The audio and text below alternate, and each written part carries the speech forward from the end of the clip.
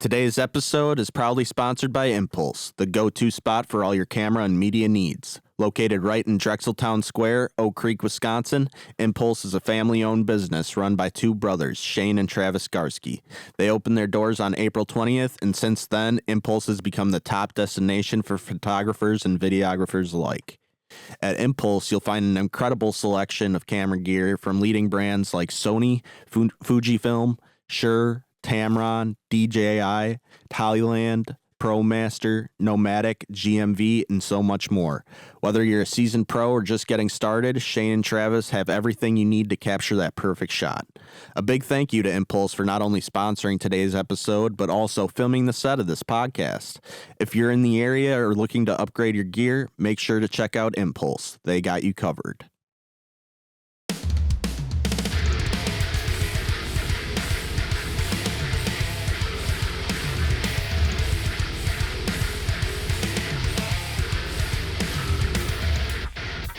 All right, what's up, guys? Thanks for tuning in to another episode of Midwest Slamcast. I got my boys in Still Stayer here today, Luke and Marcus. What up? Thanks for coming.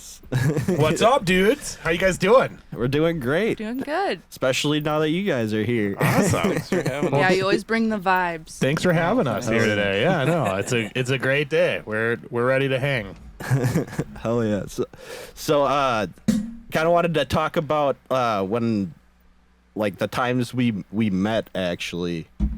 So, like, Luke, I remember meeting you. I was probably like 18-ish, somewhere around there. I remember it was at a show at the Metal Grill, and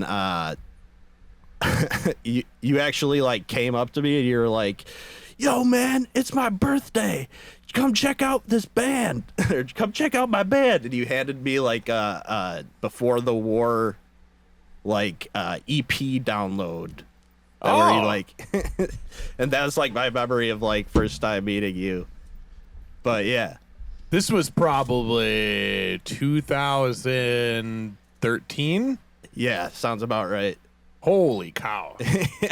Fast forward, we're here 11 years later. Yeah, right. Holy cow. Guaranteed. Yeah, we're old now. We're in our 30s. Cheers.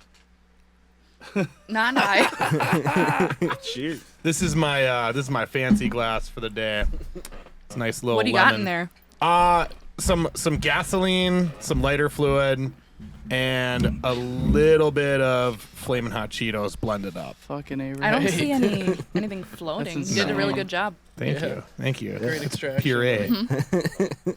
No, this is IPA.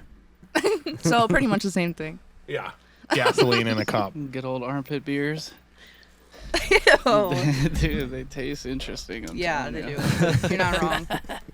That's a trip, though. I totally didn't even remember that until you told me that, and now I remember that, and I remember several other people in the music scene that are still around today with that kind of same experience, which is wild. Like Nigel was another person that would always come to shows when I was younger, and man, that's just so crazy that we're all still hanging out and living it. And Oh yeah. yeah, dude, You've definitely come a long way.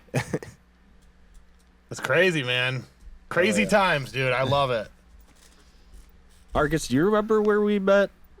Wasn't it I don't know exactly when we met, but I know exactly when we, like, I don't know, started actually being friends, and it was that house where you guys asked me to do, like, the little drum thing. Oh yeah. And that's when I Oh, felt like I actually got to, like, hang out with you guys and, like, Yeah, get to meet you for guys that- and shit. That But, music video we yeah, shot. that was interesting because Nigel hit me up, like, because we were planning on coming anyway, just to check it out, just because y'all were sick. Oh yeah, that was a fun time. I remember that. Yeah. And Yeah. I was there too.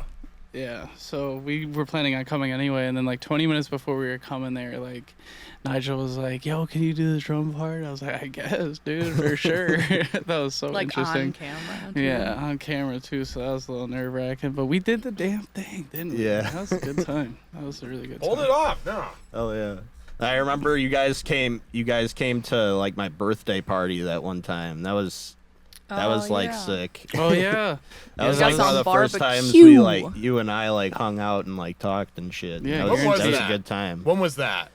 That was a couple years ago now. Oh, And- Double B's. Yep. Yeah. Double Yep. B's. Him and I showed up a little early, and I think either you were there with you, and I don't think anybody else was there yet. So we were just doing shots. We And went by the and did time karaoke. That we night, got our didn't we? food, we Yeah. were just absolutely hammered by the time we got our food. I remember. Really?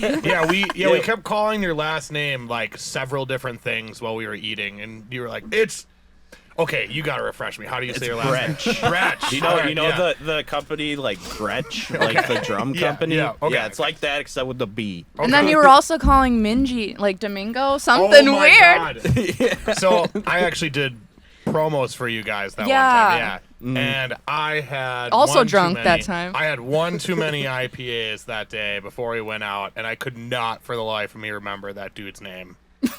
So I just kept calling him all these random names. And you're like, "Yeah, dude, it's fine." I'm like, "Okay."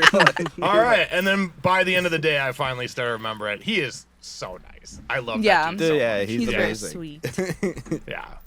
Very cool.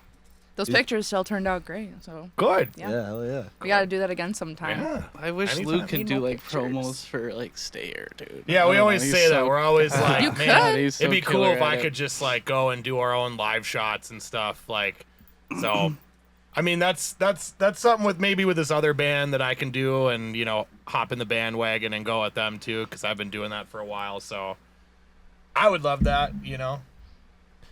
Oh yeah, you went on that tour with Errors for Yeah. a little bit, didn't you? I did the first 4 days of that with them, and that was great. We had a good time. When I'm at work versus when I'm doing stuff like that for bands, I'm able to kind of open myself up a little differently to, being able to have drinks and in between sets, like go outside and smoke cigarettes with like other people that are chilling outside and just like kind of blend in with it versus like I got to put on like a different face when I go and do real estate photography for people, so it's nice to kind of just be like, oh, I can go do this and then fuck off in the van for like, wherever, and then come back in and out of the venue, it's Right. it's To a really cool King. thing. Yeah. I love that so much. Honestly, I love doing photography for shows in the last like 5 years than I have playing music, which is kind of wild. But that's also just because I found like a different passion outside of playing music in my life, and I don't know, it's just kind of cool to run with something else for once, Oh yeah. Yeah. Marcus, do you have anything that you do like outside of music, like any hobbies or anything like that? Hobbies, it's pretty much just music stuff, dude. Yeah. Like I'm pretty much like the tech guy, I guess, between Still Stayer and Quiet Kind, me and Nick for sure. Dove into lights and such this last year, and that's pretty much what's been taking up the most of my time. It takes a long time to do that stuff. I don't know. And then obviously like anytime we do like upgrades on our gear and stuff, like all the production behind our live sessions and such, which is actually really intense. Yeah, I imagine. So There's like quite a bit you're of like tracks going on. sorry to cut you off. No, you're good. You're like drawing in all the MIDI for the lights and shit. Yeah, lights, guitar automation, bass automation, that sort of thing. I do pretty much it all. But there's it's pretty often that the boys just come and hang out with me and have a couple beers or something as they're doing it. So it's not like it's like a burden in any way. I enjoy doing it. Oh yeah. But yeah, it's definitely just as far as it goes. Are you still working on the are you still working on like your electronic music? I was gonna start doing that, and I remember I also asked Holly too if she wanted to do. Okay, so I've always really been into electronic music. Growing up, I never wanted to really be a frontman. I was more so kind of like, I just want to be the guy in the background that's doing something cool, whether it's like, playing the bass guitar, or like playing piano and keyboards. And so I kind of took the keyboard route when I was younger. And I started getting really good at making, like, I guess, techno in a way Yeah. back then. Like, just, like, a lot of 4-on-the-floor beats and a lot of, like, chords and cool stuff behind it. And I wanted to start getting back into it over the last couple of years, but I just got so busy with work. Like, Stayer's already enough work that I can mentally handle outside of what I'm doing. And, like, you know, I've been asked a couple times to do stuff with other bands or, like, rekindle old bands. I'm like, dude, I don't at all have any time for that. Like, Yeah, that's really I would just drive myself insane. There was actually one point too where I had 3 bands at the same time, and that was a nightmare. You know, I still don't know how you did that. I just couldn't do that with, like, how crazy things were with work with at the time where we are. You know, I kind of just chose my buddy here to just say, you know what? I feel like this is the path I need to be on as we work the best together, because we understand each other and we know where our line is drawn. We know the things that we want out of everything together. And it's just always been very cohesive with him. Is there love? There's love. Guaranteed. There's Absolutely. IPA love too. Yeah, speaking of which. Oh yeah. Cheers. Cheers. Oh, here we go. No, and I think that's a very important thing too, especially to touch down on. You know, finding a good business partner is very important, I feel like. And obviously, you know, him and I have both had numerous business partners in previous projects. Not saying it didn't work, but like he said, I mean, he's just the best one that I've ever worked with. So, I mean, Stayer really does its own thing. Like, it funnels itself. And, I mean, with good pilots, you know what I mean? Like, good guidance and stuff, I feel like that's super key. And I feel like him and I both work together, like, insanely well. I mean, obviously, we get in under each other's skin. You know, we've been each other's, like, he's like my first friend I ever had, you know, since we were like 6 years old. So it's like, obviously, you know, but like he said, we know where that line is, where it's drawn, and, you know, both of us still have respect for each other after almost 30 years of friendship. So yeah, it's pretty crazy. Awesome. So, little fun story about him and I. We were each other's first friend growing up. We met in preschool, and we've just continued to be friends since that time. And we've been friends for going on almost 30 years now, which is kind of insane. Yeah, that's like rare. Yeah, that's very rare. And to be playing music together, especially with something as crazy as what we're doing right now, is kind of like a dream come true, actually. Because I've been in bands with plenty of people. He's been in bands with plenty of people, and half those people were shitbags, you know. And you kind of end up with a lot of the people that, or you would like to end up with the people that just kind of understand you and get you. And it's all about that frequency, man. If you're on the same frequency with one another, you know what I'm saying? Like, if you're not, then it just doesn't work that well. Right. And then, Yeah, I've been in bands with people before where it's like you just like see them at practice, and it's like you're not even like, you like exactly what you said. You're like not even like at the same frequency.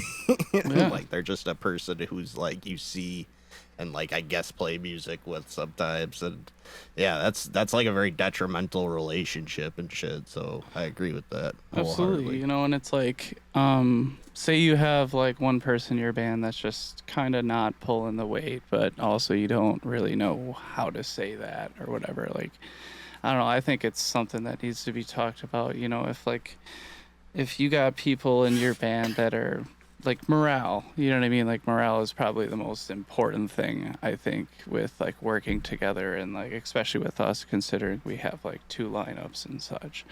You know, it's like kind of what Dylan was saying with communication, but it goes like a lot deeper than that. You know what I mean? Like,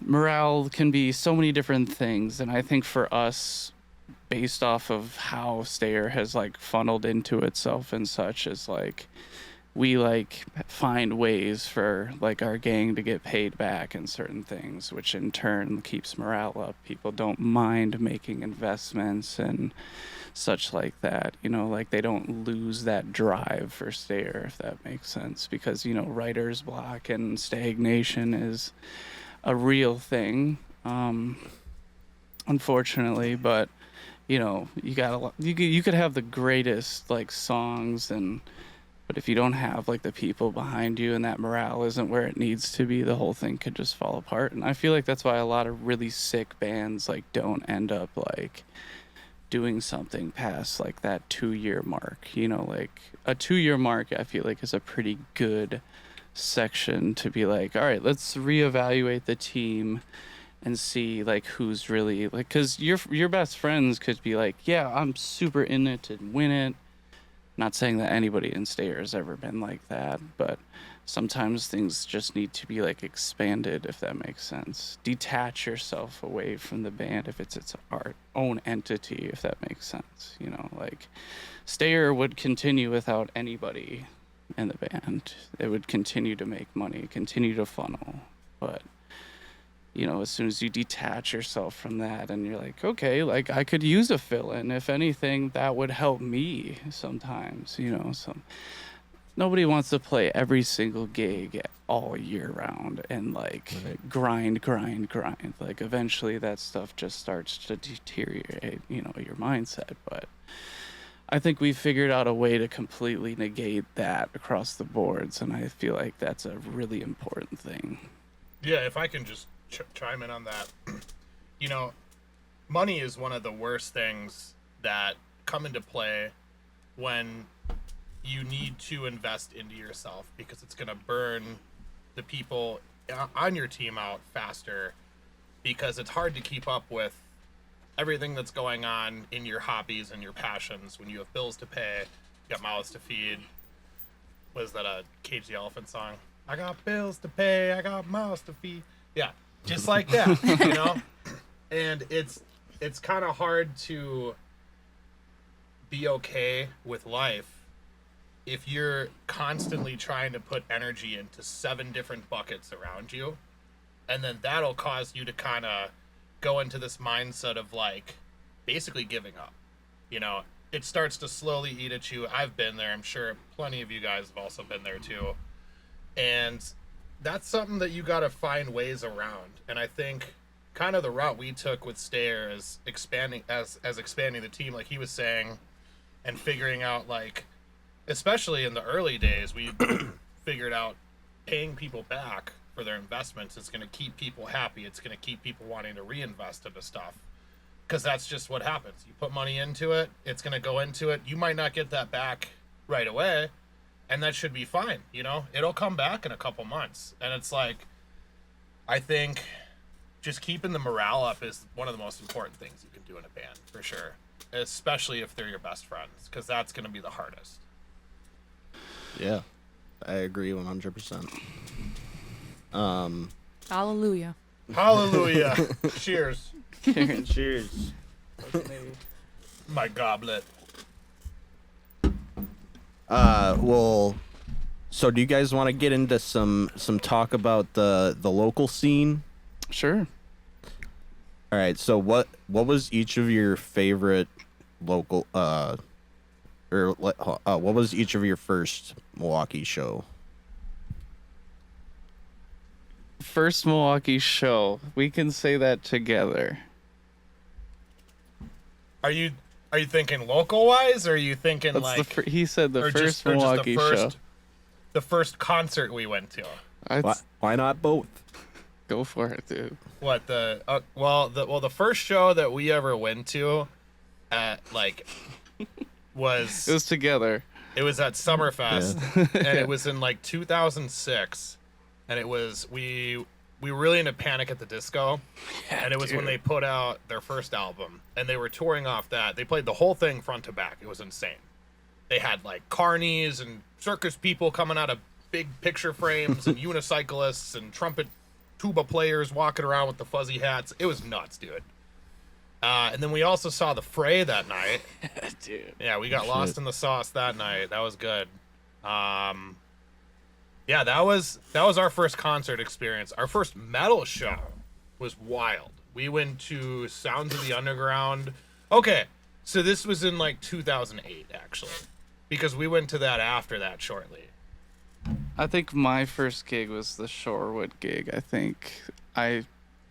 Because remember, I started like really, me and Caitlin or whatever started jamming a bunch of metal, and then y'all started because you were into like the Fall of Troy back in the day, and like you were getting into it. Remember? Yeah. I'm pretty sure. And then we took you to Sounds of the Underground at the rave. That was sick. Yeah, we went to go see Devil Wears Prada was a big one that we wanted to see that year. That was when they put out Plagues. Yeah, Oh, dude. shit. We saw Job for a Classic. Cowboy.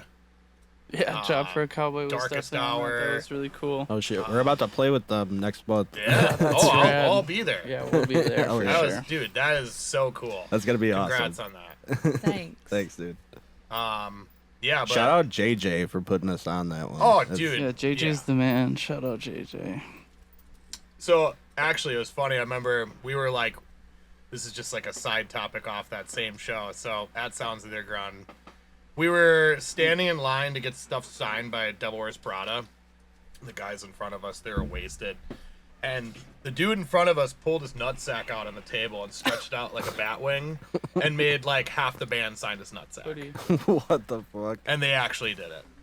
That's crazy. I'll never forget that. Little 14-year-old me seeing someone's nutsack on the fly. So what about local show? My first local show that I went to that I did not play was I saw Night at the Chalet at the Miramar in like 2008, and it changed my life. I was like, this yeah. is so crazy, dude. There's all these kids just going nuts. Like, you know, Do you remember who else was playing? not a clue. Not a clue. We just went to go see A Night at the Chalet because that's when you joined Ignatus and you kept talking about Sea of Monsters, and I went with my buddies. That and, was a banger. yeah, for dude, sure. Sea of Monsters. That was a banger track. But yeah, we just went to go check them out real quick. What's and then, what's Sea of Monsters? Oh, it's an old just a chalet tune. Oh, okay. Oh yeah, That's all right. It's a banger for sure. yeah. But my first show that we go back. We used to play Battle of the Bands at the rave when we were kids. That was like our first local experience, and our first Battle of the Bands we played with like Macabre and Sateri. So weird. Like, and it's so weird to think about like all that stuff back in the day. There's this stuff called Snapdragon Records that was like a local record label. They used to have Snapdragon Fest, With and like this was kind of Koala like a spin-off of that. Taxi and Koala Taxi. that's crazy. What band was that? What were you Just playing? some in? pop punk stuff. that Oh was going man, on. we were in a rock band called. What was our band called? It wasn't Another Day. Well, yeah, it was Another Day Without Breathing. We did like covers. Oh, really? Yeah, we did like Sweet Leaf by Sabbath. We did a couple originals. Look at this crazy song, dude. That's Oh my somewhere god, I on was so YouTube. inspired by Duality by Slipknot Slipknot, yeah. on Oh that. shit. And I like that was the first time I started screaming, and I remember just like screaming my face off during that song every time. It was called Kill 'Em All. Oh shit. It was just ridiculous, dude. Absolutely ridiculous. I bet my mom hated it. That was when we were all wearing makeup too when we were kids, and the fingerless gloves and like all the heartograms and the Guaranteed. yeah. Damn. Yeah, oh yeah, dude, the audio shoes with the heartograms on them, and yeah. Shit. Did Those you are guys those have the days. trip pants too? No, No. You no, weren't the trip pants. no. We had our Okay. sister's pants. Oh, yeah. There's a difference. Touche. Fucking A. Jesus Christ. No, those yeah, those are the days. We still try and look for those videos from time to time because there's actual proof of it's those there. happening. Somewhere But- on the internet. It's on MySpace. Oh. And I think MySpace kind of like rolled over like the last 10 years, and they're like, we're going to start just deleting all this nonsense that's on the Yeah, internet. probably. Yeah. So, what was the your favorite show that you've ever played? Would you say? favorite show.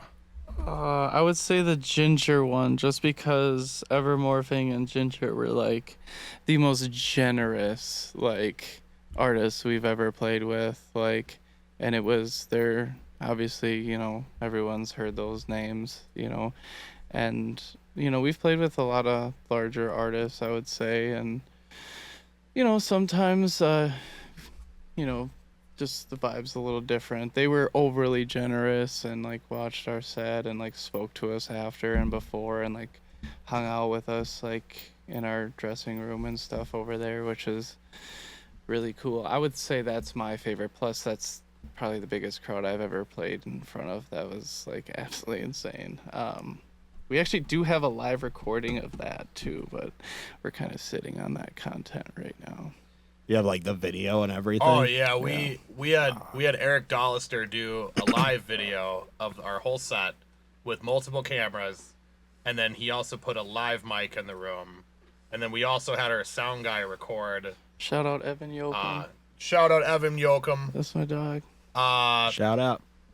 We had him record our stuff through the board. So we took the two and we just kind of like 50-50'd it, 60-40'd it, whichever sounded clear. And it looks cool. It looks like something you would go back in like 2010. You go to Half Price Books and you pick up your favorite band's like, you know, DVD and like watch their live set, you know. But there's a lot of boo-boos in there. So we're kind of like trying to figure out, do we put it out? Do we chop it up and, you know, make shorts out of it? Because, you know, we want to put the best quality content out that we have. And the video looks sweet. You know, it's just we got to figure out what we want to do with it. But yeah, that was really cool to watch. I actually just downloaded it on my computer like a week ago, and I sat through it. And I'm like, this is impressive, dude. Like Eric Dollister did a great job on that. By all means, it's like great content. It's just there are a few boo-boos. I mean, that was probably the most nervous any of us have been. Yeah, we had like honest. a week to get ready for that show too. That's the way the raid does it with us, which, I mean, shout out them. We're still, you know, very appreciative. But they gave us, I think it was even less than a week, buddy. It was like 4 days. Before we were confirmed for the Ginger gig. Dang. So it's at the drop of a hat, which I'm not complaining by any means. Make it happen. Did like Ginger like find you guys specifically and ask for you? I think their booking agent was given a list of bands from the rave, and he's got a plug over there, and he just sent them a list and they picked us out of, you know, so many bands. Yeah, Evermorphing, I don't know where everyone is from, but Vlad, he was super nice. I think he like lives in like Ohio or something. They're all from that whole tour package was from the Ukraine. And yeah. Vlad lives in Ohio. Yeah, which is very interesting. I was like, hell yeah, dude. Well, we should hang or something. I don't know, dude. He's super cool. Oh yeah. Yeah, he's probably one of my favorite humans that I've met. Yeah, that was a really those cool larger show. acts and such. I would say for me that's in the top.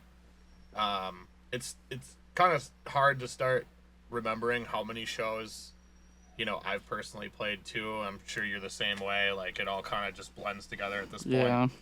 I think my favorite show that we've played was when we played Milwaukee for the first time with Tyler and Nick recently, back in March. Because for the last like 2 years, there's this bubble that I've been trying to pop, right? That's where I finally start to get the crowd to start having a good time enough, where everyone starts jumping off the stage and like lifting each other up and putting each other in the air and start crowd surfing. And at the show that we played in March, during our last song, that bubble was finally popped. And it was like 30 kids just jumping off the stage, doing front flips, like, you know, and I want to keep that going because that is so surreal. Like that sat with me for like 2 weeks and I was just like, I can't get over that. Like I'm so on cloud 9 from that. I have a drum video that I'm sitting on during that show for Dream, and literally during that part, I am just smiling so hard, like I can't stop. And I'm pretty sure I was even like shedding a tear a little bit too, because that was a very energy-filled moment. You know what I mean? Like there was there's so many feet up in the air, so many hands up in the air, dude. Yeah, It was it was crazy. good. And we were doing a run with By the Thousands from Minnesota, and our first show we couldn't make because we had van problems. Like, we were like, yeah, it's just not worth driving this 6 hours on a busted van to just break down somewhere. So we were like, all right. And then we held out for a day. We were going to play the next day, and then that show got canceled, and we were like, all right, well, we'll just meet up with you guys in Chicago. And we did. And then Milwaukee hit, and that just like brought everything back to life. We're like, all right, cool. Yeah. Oh yeah. Yeah, it's so always. I think we've only had to drop like 2 shows, but it's just still breaks our heart when we have to do it. Yeah. Like we have like a whole nother setup, but at the time, like the other van and trailer and stuff were in like Wausau, and that's just like a 10-hour drive just to get the van. You know what I mean? Like, Yeah, well, it would have been 3, just 4. a mess to get Yeah, just you know what I another mean? van to do it. So we were just like, nah. And Nick had like just joined too, and we were like, no, dude, we're not gonna put you through the He was ringer about to on leave that. his house for a 3-hour drive by himself at like 6 o'clock at night to go to Wausau, pick up the van, drop his car off there, and then drive back to Milwaukee the same night and pick Tyler up on the way back there. And then And go back or I call him something, like, too. dude, do you need someone to go with you? And he's like, oh no, I mean, you know, if you're not gonna be here in like the next like 10-15 minutes, I mean, I'm just gonna go. And I'm We're like, just like, no, dude, don't. Just don't. We're just gonna figure it out. Just don't go. You don't have to go. Yeah, I don't know. We always try and be as realistic as we possibly can, and you know, I feel like we've made some. I have no regrets on any calls. I guess we've made. No, You they've know? all been pretty good. You Yeah. know, I mean, even when you're in like the worst of times too, like you gotta just kind of see things from different perspectives before you make calls. Like, there's been several times where we've been on tour too, and we like get to the venue and like the promoter doesn't know what's going on. The door guy has no idea what's going on. The sound system is like a practice amp, and we're like, you're kidding me, dude. We just drove 5 hours to come here for this? Sometimes 8. You know, so then we have to sit in the parking lot for like 30 minutes every time and go, all right, guys, what's the plan? What are we doing? Do you want to load everything in? Do you want to say fucking get out of here? You know, what do you want to do? And usually there's a light at the end of the tunnel. It's like, we can see it as like, okay, There's money to be made. there is money to be made there. If there's money to be made there, I don't care if we play in front of 10 people, because that's all going to go right back into the band.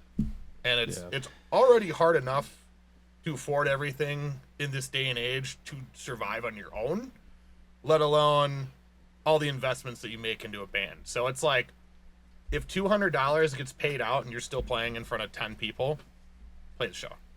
Yeah. Play the show. Definitely. Yeah, we we were supposed to go on tour in the beginning of August, but we ended up dropping because of that. Like, essentially, like, I've heard like plenty horror stories from you, Marcus, and I've heard that Nigel told me basically not to go. But cause like it was like coming up to like the last month before like the tour was supposed to be happening, and like venues were still like being like weird about like dates and stuff, like saying, oh yeah, this was supposed to happen this date, right? And it's like 2 days like after the date it was supposed to happen, and like we were getting this shit like a month before the tour and we hadn't even announced the tour yet. So it's just like came to a point where we were just like, yeah, it'll be better just for us to not and put that like money elsewhere, Right. and shit. And imagine this. Imagine you invest all that time, all that money preparing for it, and then that same guy hits you up the day of the show after you go, hey, what's the itinerary for today? And he goes, what are you talking about? Think about that. You Yeah. just saved yourself like $3,000 right there by just hopping off that immediately. Yeah, essentially. Yeah, it's sad though. Yeah, It sucks. It is. It is. It's the You way of the know, road. it's kind of like the more you do that though, like, you know, him and I, we've been on the road separately way more than we've been together. Actually, so when he played for Narrow Hearts, he was all over the place. You know, he was in every nook and cranny of the United States. I took a different path, and I kind of did photography, and I was in that same kind of wheelhouse too, but just doing my own thing. And even though we've been friends for as long as we have been, like, being in Stayer was the first time that we actually got to tour together. First time we got to decay in the van together, buddy. Decaying with the boys. Decaying with the boys, dude. You know, and I feel like the more you do it, the more you just kind of go, roll with the punches, see what happens. You know, I mean, we took Surefire out for their first tour, and it was a shit show. And it wasn't on them. I had a great old time. Well, it was like kind of more on us, but it was more so that we're a new band, you know. We didn't have, it was our first time going through an agency who set up quite a bit of the tour, and then I set up shows around it. And the ones that I set up were great. They all turned out, we got paid out. And then the 10 that were in between, the 5 shows that I set up were just like 5 people come in. Nobody knew that the show was happening. Promoters were like, oh, wait, what? What's going on here? We're like, what's happening right now? We're in Virginia. What's going on? No one's here.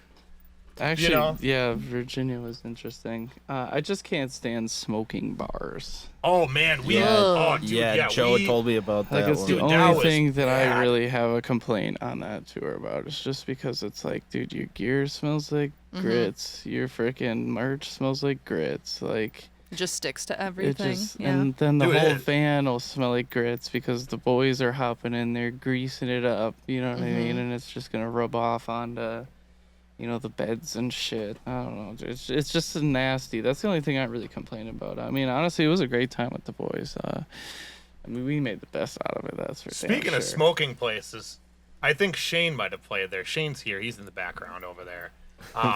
Shane Garski from Dark Deeds. Shout out Dark Deeds. Shreddy boy. Okay, so you were in Project Continuity, right? That's the name of the band? Something like that. We just call it PC. All right. I used to call you Project Cincinnati. That's what we called it too. That's funny. Okay, did you guys ever play a show in Sheboygan at this house called the PMA House? I think so. Did you play with Above Below? Yep. Yes, you did. Yeah. Do you remember the brown box down there and everybody was just smoking, ripping cigs in that basement? There was like 60 people just ripping cigs in the basement. So right before we played, this was an old band I was in, I go, hey, if you're smoking, please go outside. I don't want any of that shit in here while we're playing. Oh, he'll say that shit. I've heard the whole show went outside, and we played to like nobody. But as we were playing, like more people were coming back in. By the end of our set, everyone was in there again because they were done with their smokes and shit, right? So we came back there like 6 months later, and nobody was smoking a cigarette during our set. Nobody. And they were smoking the rest of the night. Huh. Dang, they listen. They listen. Wow. That's good. Listen. Yeah. To the man with the mic. Oh, yeah. That's literally the only complaint. I mean, people have mixed. There's a few nightmare shows, but we still came up in the green at the end of it after we hit Midwest again. So in my eyes, it's still a W, regardless of how long per se we went out and how it could have gone. I guess it's so, I don't know, woulda, woulda, coulda, that sort of thing. I still had a great old time. That was our biggest tour as Stayer that we did, like our longest tour. And that was Surefire's first tour ever. And like, Surefire, I'm so sorry that went the way that it did. And I know you know that was not our fault either. But what's cool about that is they got to experience, outside of all the chaos that was going on every show, the fact that when they got home, they're still alive. They went on a really crazy tour that they can tell for the rest of their lives to all their friends. Guaranteed. And be like, that was absolutely insane, dude. It was just so bizarre. And those are the things that make music. You know, like what we do, it's for the stories. You know, I don't work like a job that I do 9 to 5 strictly because I made the decision in my mid-20s to be like, I don't want to do that. I don't want to follow in the footsteps of my dad where he kind of worked in a factory for his whole life and just burned his life into that. I want to turn my life into something where I can look back on this stuff, and even if I'm old working at Walgreens at 60 years old, I still have all this stuff that I did from my 20s on. And Preach. Yeah, that's the point. I think that's the point of living, is to embrace it. Well, you know, you're around, you can do stuff. You know, back in the 80s and the 90s, they beat it into you that you needed to get married, have kids, buy a house, Go to school. that was go to it. college. That's life. Yeah. And it's like, nah, you know, like now in this day and age, like you can get paid for making TikToks. Mm-hmm. You know, you can do anything you want to make money. You don't have to settle for a job that you clock in and out of. That should be like a point in your life, unless you're really happy with it, as like a placeholder to find what you want to do with your time. Yeah. And that's something I'll always live by from now on, because I've been doing photography now full time for 5 years, and it's changed my whole perspective on life. You know, if I'm 5-10 minutes late to a shoot, I'm not going to be like, oh my God, I'm getting fired today. It's like, no, dude, like I had to get gas. I had to take a shit somewhere, you know, like I got to do normal things. You know what I'm saying? Like, depending on where I'm coming from, like shouldn't really make a difference. 10 minutes is not going to kill you. Right. But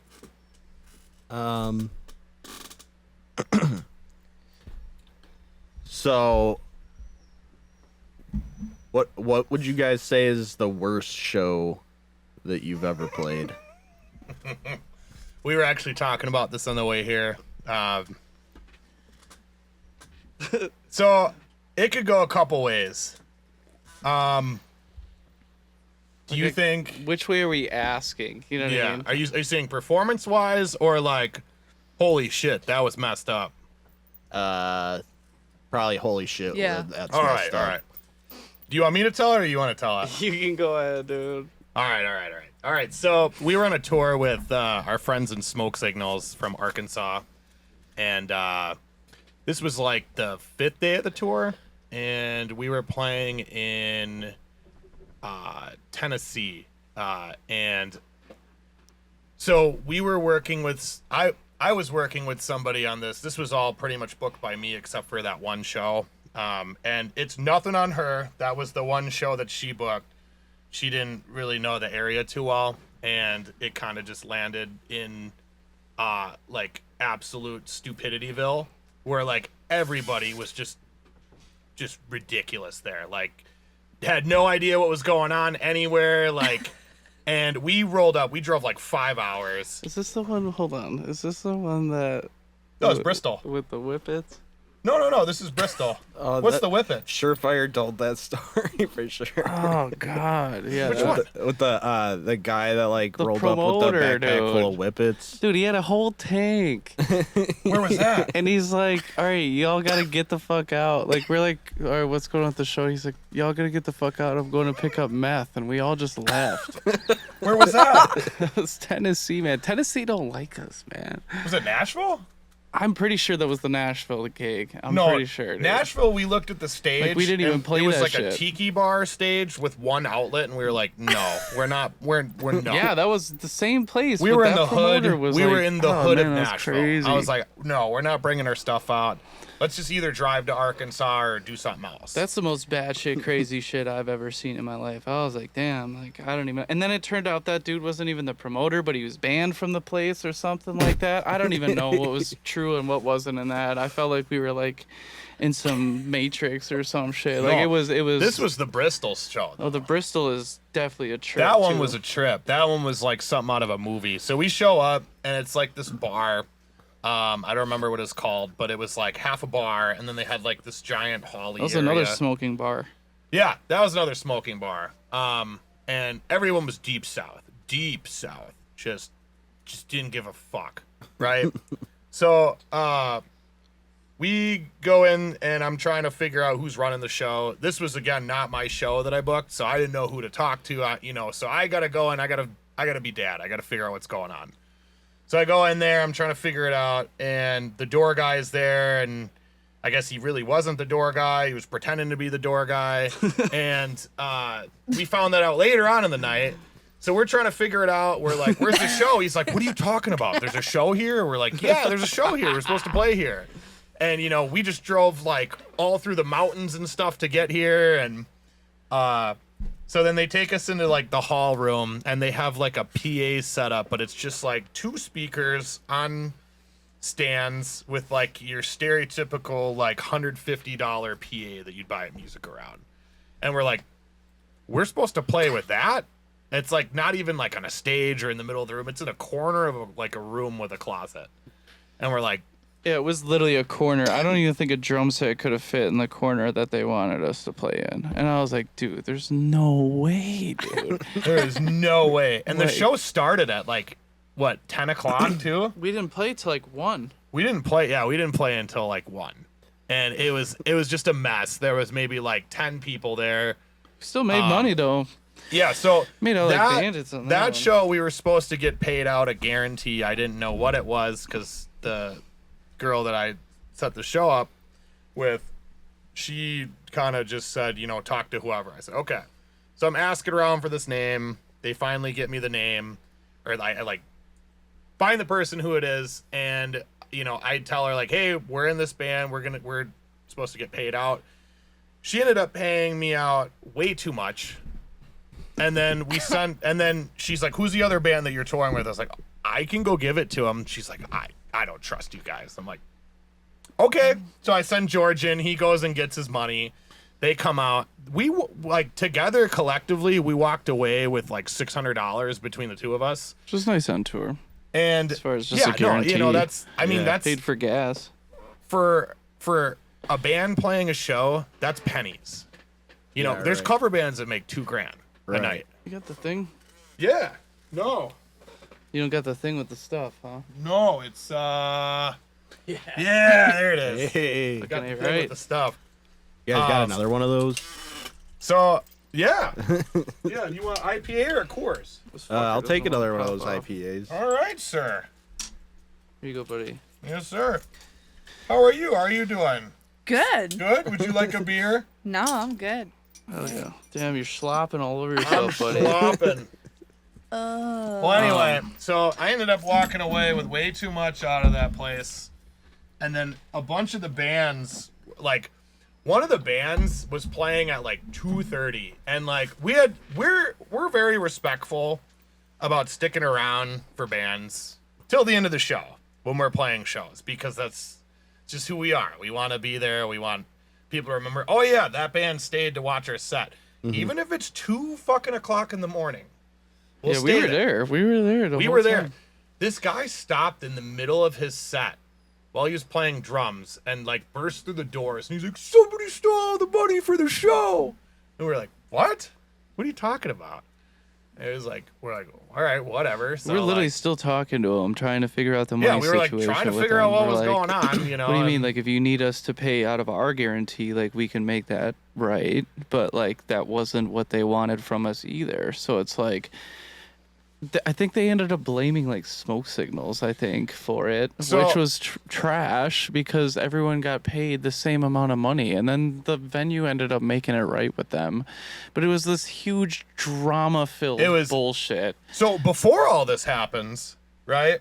We're standing outside, kind of chilling outside after Smoke Signals gets done playing. It's so hot in the bar, and everyone's gritting in the bar, just smoking cigarettes.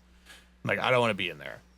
So we're just chilling outside, enjoying a nice night, and like there's a club next door. So like I keep going back and forth to like go check it out. I got some food, came back, I went back over there, got a drink, came back. And then like 15 minutes went by, and then like 7 or 8 squad cars pull up to the club. Somebody got stabbed in the club that same night that we were playing there, and they evacuated the whole building. And then like 200 people who just absolutely would never listen to our kind of music just pool into the venue. Guaranteed. Okay. Like an hour after we got done playing, Plot twist. Okay. right? Yeah, it was so like, weird. yeah, and like we're like trying to sell shit on the street to all these people, like trying to like, we're like, hey, like I see you're not wearing clothes, we got hoodies. It just, dude, it was so funny. Oh yeah.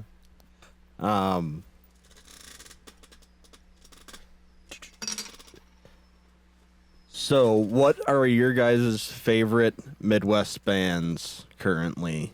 And Zeal. what have they been up to lately that you're stoked about? Thank you for that. Yeah, you guys are sick. Thanks. For real. Sad Man's Parade. Shout out Sad Man's Dude, Parade. They're about shout to out. come out with some cool Counterparts Milwaukee stuff. I know Nigel touched a little bit on it, but we got an end of the year gig going right now that's got some pretty cool, fresh tunes. Hell yeah. I can't really. It doesn't really matter. I mean, it's not like. Of Glacier's new band is going to be playing their first set.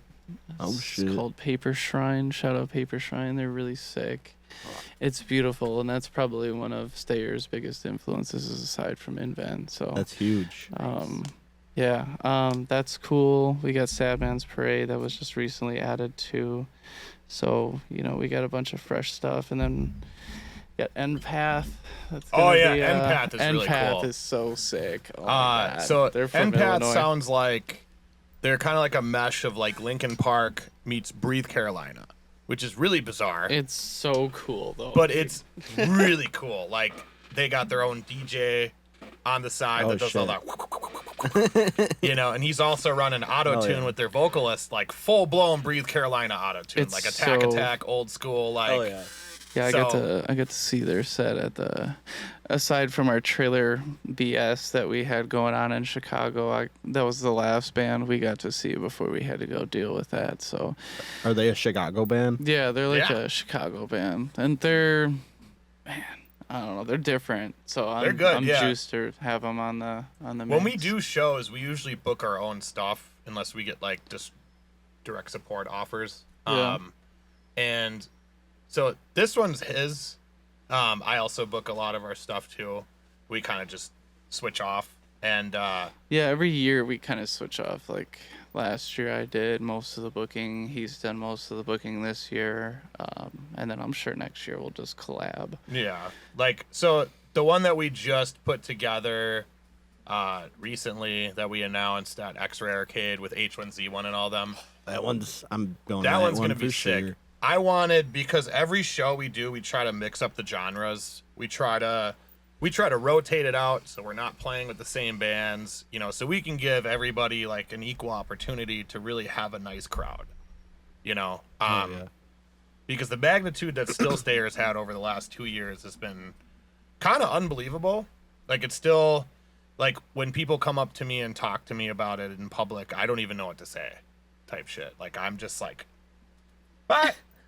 Thanks, Dan. And like, so Bro, I'd be at like Texas Roadhouse and like I was on a date with Mandy and like the waitress or whatever, I can't remember who, but that they were like, "You play for Still Stayer, don't you?" I'm like, "God, fuck it." I was like, "Thank you so much," but like, fuck, dude, I sit behind the drums, dude. I am so introverted when it comes to shit like that, man. Like, I just don't know what to say other than like, "Thank you so much," and I just want to like, I don't know, hide type shit. I don't know, dude. That might be some like anxiety problem or whatever, but like, it's a nervous thing. Like Yeah. when I get up on stage, I can't stop saying Super the grateful. F word.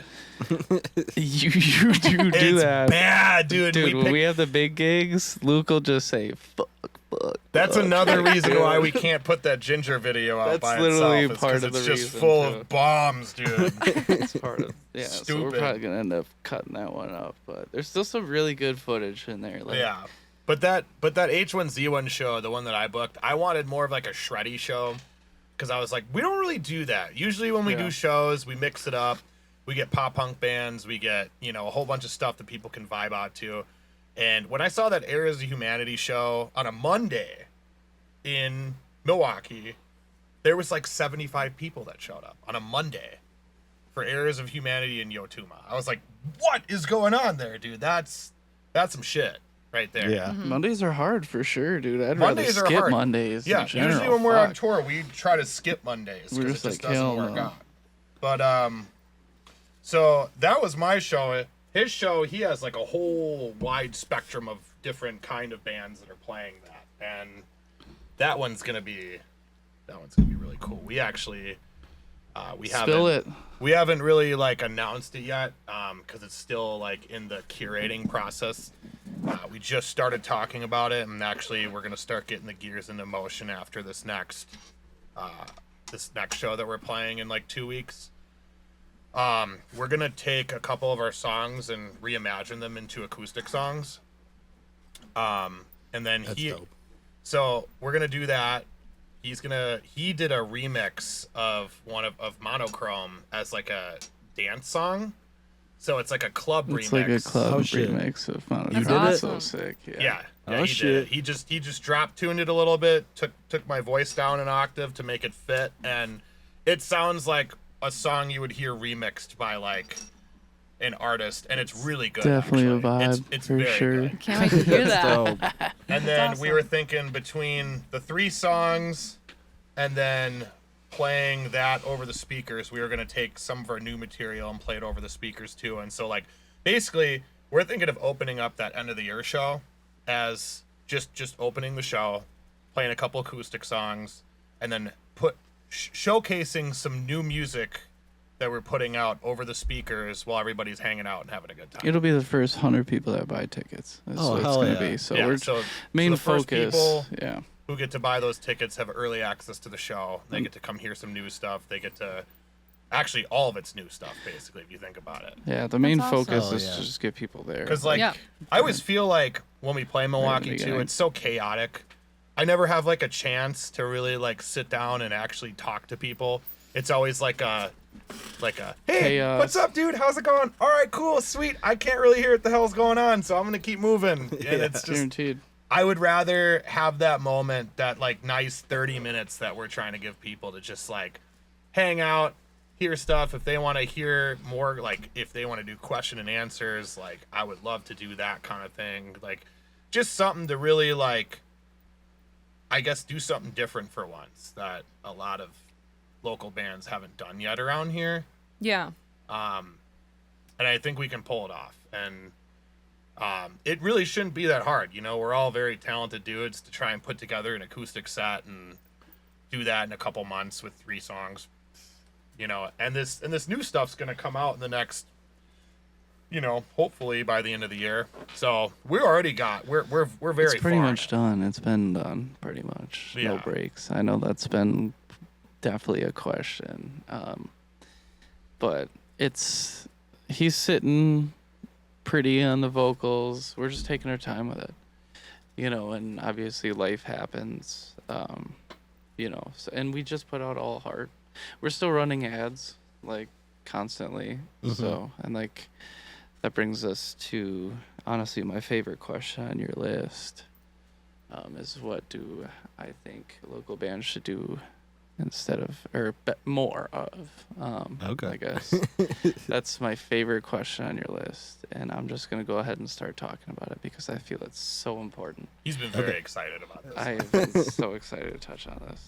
Marketing, investing in yourself, it's the most important thing. That opens up doorways to paying your crew back, creating that morale that I was talking about earlier, of which I think is the most important thing. If there's money funneling in and funneling back into the band, everybody's morale is much higher.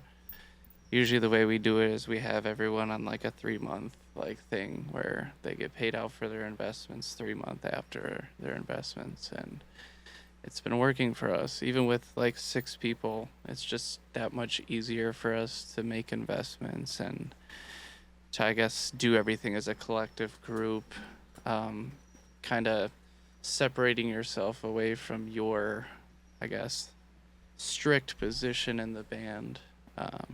You know what I mean? Like moving people around if it needs to, you know, getting a fill in, being okay with that, stop, like not being stubborn in the sense of this is my band. Well, pretty sure like regardless of who's in the band, you know what I mean? Like the band, if it's funneling itself money, it's its own entity.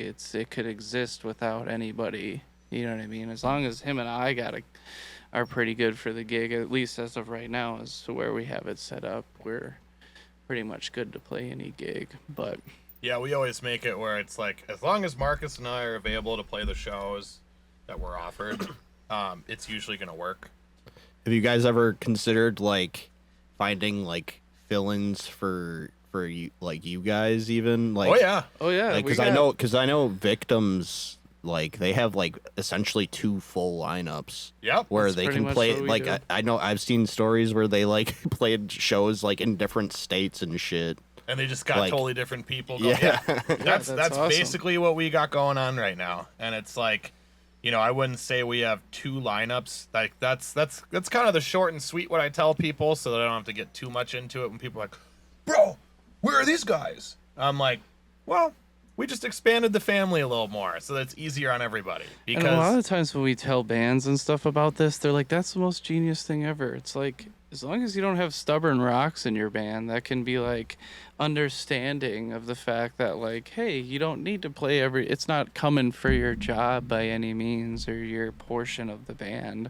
Right. It's like, here's some help. I know being in a band and existing nowadays is quite heavy on the mental regardless, and physical, to be honest. You know, it's not easy to make $1 out here, that's for sure, you know. So I don't know, that's definitely the most important thing, though. Going back to marketing, I do really want to go back to marketing because you know, it took all of us risks to understand the process, like with Still Stare, because we didn't really know how to cope with, I guess, the heat that we were getting, like, well, good heat, of course, you know, with both of our releases within the last 2 years of being a band. But like that didn't come from without help. If that makes sense, you know. Like, shout out Jason Grandel, like that's our bread and butter. Like, our homie over in New York that just runs, he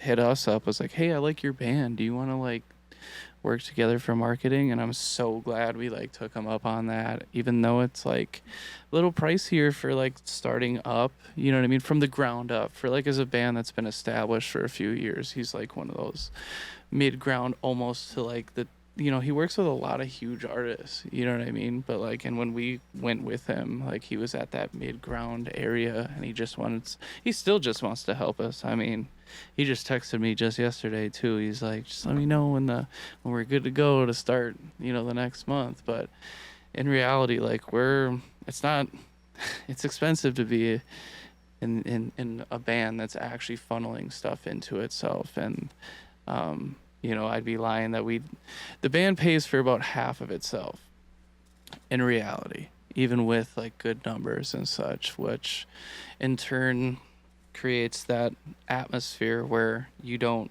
necessarily feel bad about making your investments, because you know you're going to be paid back eventually. It's just, you know, the money just keeps funneling in, the numbers just keep getting bigger and bigger, but everything just funnels in more and more, you know. And it's hard, you know, being in a band these days, because you got to be so many other things than just playing the music, you know. And that's what the really draining part is. Like I was saying, the social anxiety earlier, like, you think I want to get in front of a camera and like, thank you guys for having me, but of course I'm grateful, but you know, it's like something that I'm not good at, you know what I mean, like content or stuff like that. But everyone's you're doing very good today, by the way. Yeah. Thanks, buddy. Yeah. Thanks, Killing it, buddy. Thank you, I appreciate you guys. But yeah, like, and it comes down to just investing in yourself. Like, say you release material, right?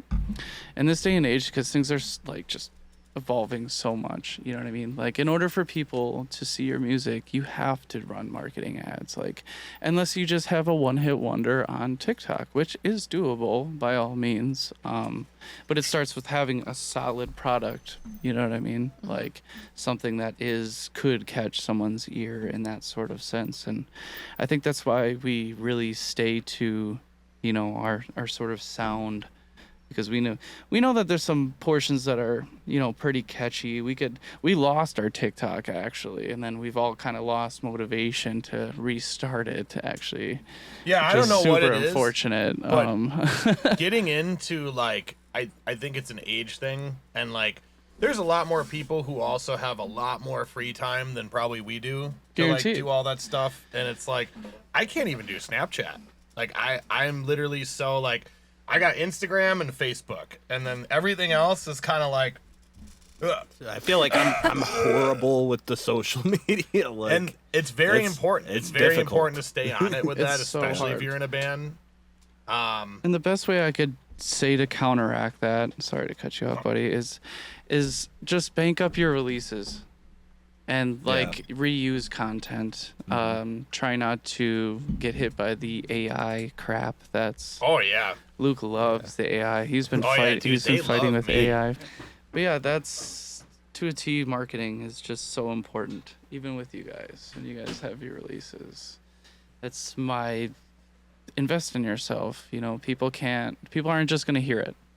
You know. The best thing about the marketing too, even if this is totally off the camera, is you can invest into your marketing into older songs, and just because they're old to you, 7 billion people have still not heard it. That's Guaranteed. true. Yeah. Yeah. So that's actually what we're in the process of doing. Yeah. I To think we're on reamp our TikTok and such. Like when we actually do reamp it and try to use it again. Try to use it Are we again. gonna be doing a campaign for monochrome again, or are we doing? I think we're still running monochrome for a while. I think doing this month on monochrome would be a good idea. Yeah, too. but working with someone that does like marketing campaigns, like building up those campaigns with like that said artist is very important, because think about it. If you have 3 music videos, right? You could run 3 different ad campaigns for all 3 of those music videos at different points and times of the year, or even for like 2 years. I mean, like Still Stay runs ads constantly throughout the entire existence of the band. That's pretty much to a T what we've been doing. So. Yeah. And it's been working. You know, I'm pretty happy with the results that we've been getting, and obviously the opportunities that we've been given. I think it's important. You know, nobody's just gonna hear it. Like if we would have just released All Heart just based off of Everend's like natural release, it wouldn't have seen the day of light. We would have not been happy about it. Morale band wise Just would have would've- been yeah. down. You know what I mean? So I'm So- telling y'all, Jason Crandall, hit him up. dude, yeah, absolutely. He's absolutely great. Even if it's like almost nothing, like even if it's like $100 to $200 off top of his payment, you know what I mean? That is generous. so what exactly does he like do for you guys? That So basically, he runs our ads constantly. He does work with like Contortionist, like Invent Animate, like all those larger acts that all of us listen to and such. I'm sure, and North Lane he does work with them too, and he just runs their ads constantly. You don't have to touch anything, and you just pay him a flat rate. The first campaign, well, I'm not gonna give him the whole thing, but the first campaign that you do obviously is going to be more, but the additional months afterwards, he usually gives a deal with, so it makes it easier to, apply those. It's basically he takes a little bit of cash so that for his time for building the campaigns for you is basically what it is. And then, you take your money that you want to dump into, which would be the additional. So, but you don't have to touch it. You're getting good algorithm, like targets, like, I mean, for some people like us, like think about it this way. If you're not good at content, what do you do about it? Probably hire out for it, right? Yeah. If you're not good at running marketing ads, what are you going to do about it? Hire out for it if you don't know it. You know what I mean? Like, instead of just sitting there being like, oh, I might just, I might do some research into it and try and figure it out on my own. I would highly recommend going to somebody who already has like a programmed algorithm already set in stone, ready for you to work with you. And Jason is like the easiest to work with. It's not like it's under like contract or anything like that, but that's our bread and butter, and that's Right. I mean, we run ads with them every month, And like we're happy with just the to results. shine on that too, with like, if you're finding people who are going to help you do the work for you, it's kind of like with like my company, right? So I do real estate photography. I don't edit anything on it. We literally outsource editing so that we're able to deliver to our clients the next day. And we outsource overseas, so that way, while we're working during the day in America here, overnight, somewhere, wherever they are, they're editing photos during the day for them. They upload all their stuff to us, and we're able to just ship back out. And it just makes the flow of everything so much easier. And it's something where if you also don't have the time to do that with your promotion for like, your music or your art or things like that, there's people out there. There's Fiverr. I think Fiverr. Yeah, I think that's right. Yeah, you can like hire people from like all over the country to do stuff like that, like create content and like do all this stuff, and it's super cheap. And it's just like, whether it's expensive or cheap, it's like, however much money and where, like, what direction your vision needs to go, that's where you got to put it into. And there's no shame behind that. You're not going to get anywhere by just beating yourself to death doing it. You're going to be too tired to keep going.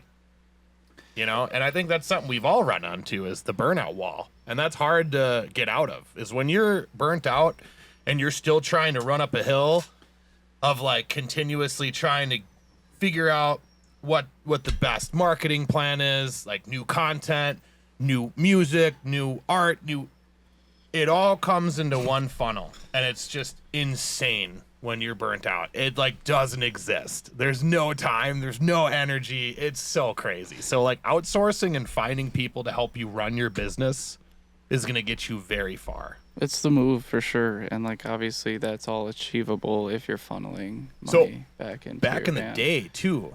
Well, it's still a thing. Like you see Lamb Goat, you see Metal Injection, all these places where people have these articles.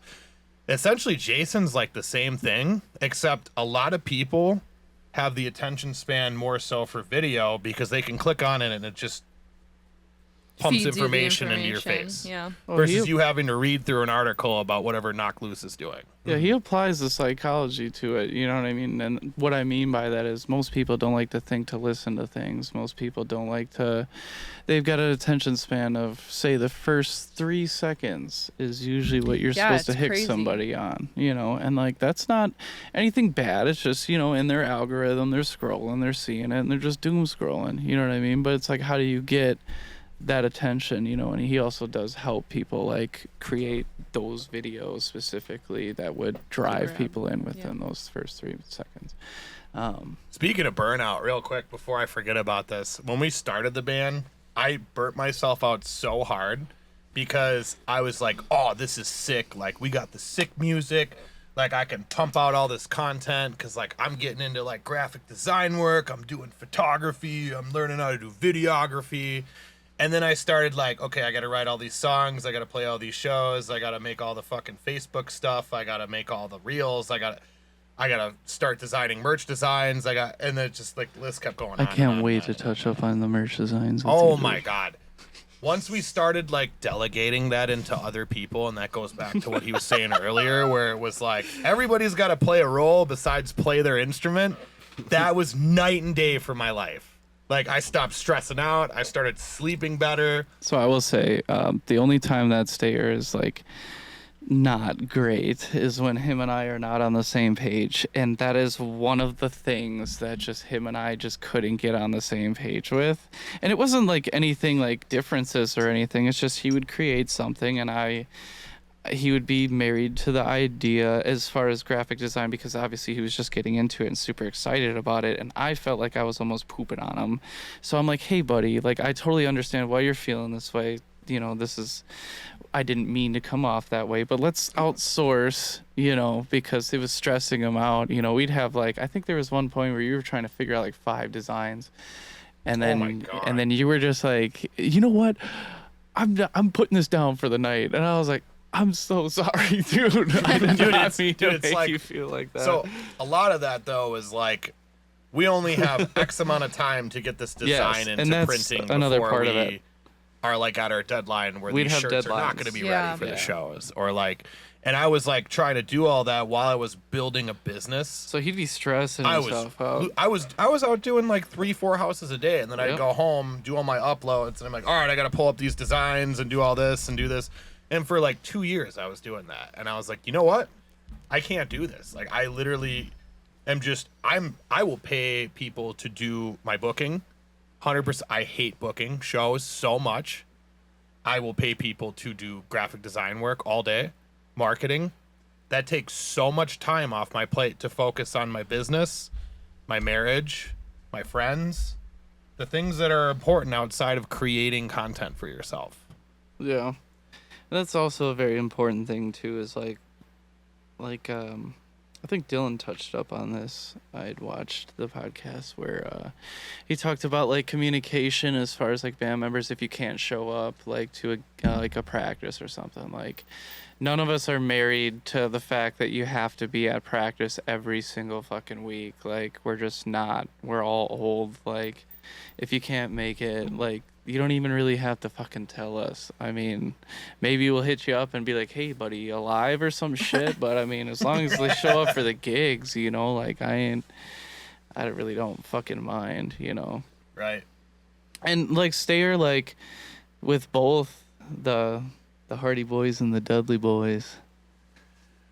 Oh, you just gave me the cue to touch up on that? Or? Yeah, I did. The Hardy Boys and the Dudley Boys. But regardless, both of the lineups that we have, like, are so talented individuals. It's not like any of us really even need to spend, like, all the time with each other and shit just to get things right. Like, Tyler was just like, shout out Tyler. He just said, hold my beer, and a week later he was at practice for, like, Still Stayer. Like, he's probably one of the most incredible guitar players I've ever played with, and shout out Errors of Humanity. Give it to him. Errors of Humanity. There it is, right there. Yeah, I remember the first time we... Oh, yeah. Yeah, and Ouroboros too. Yeah, that's his baby.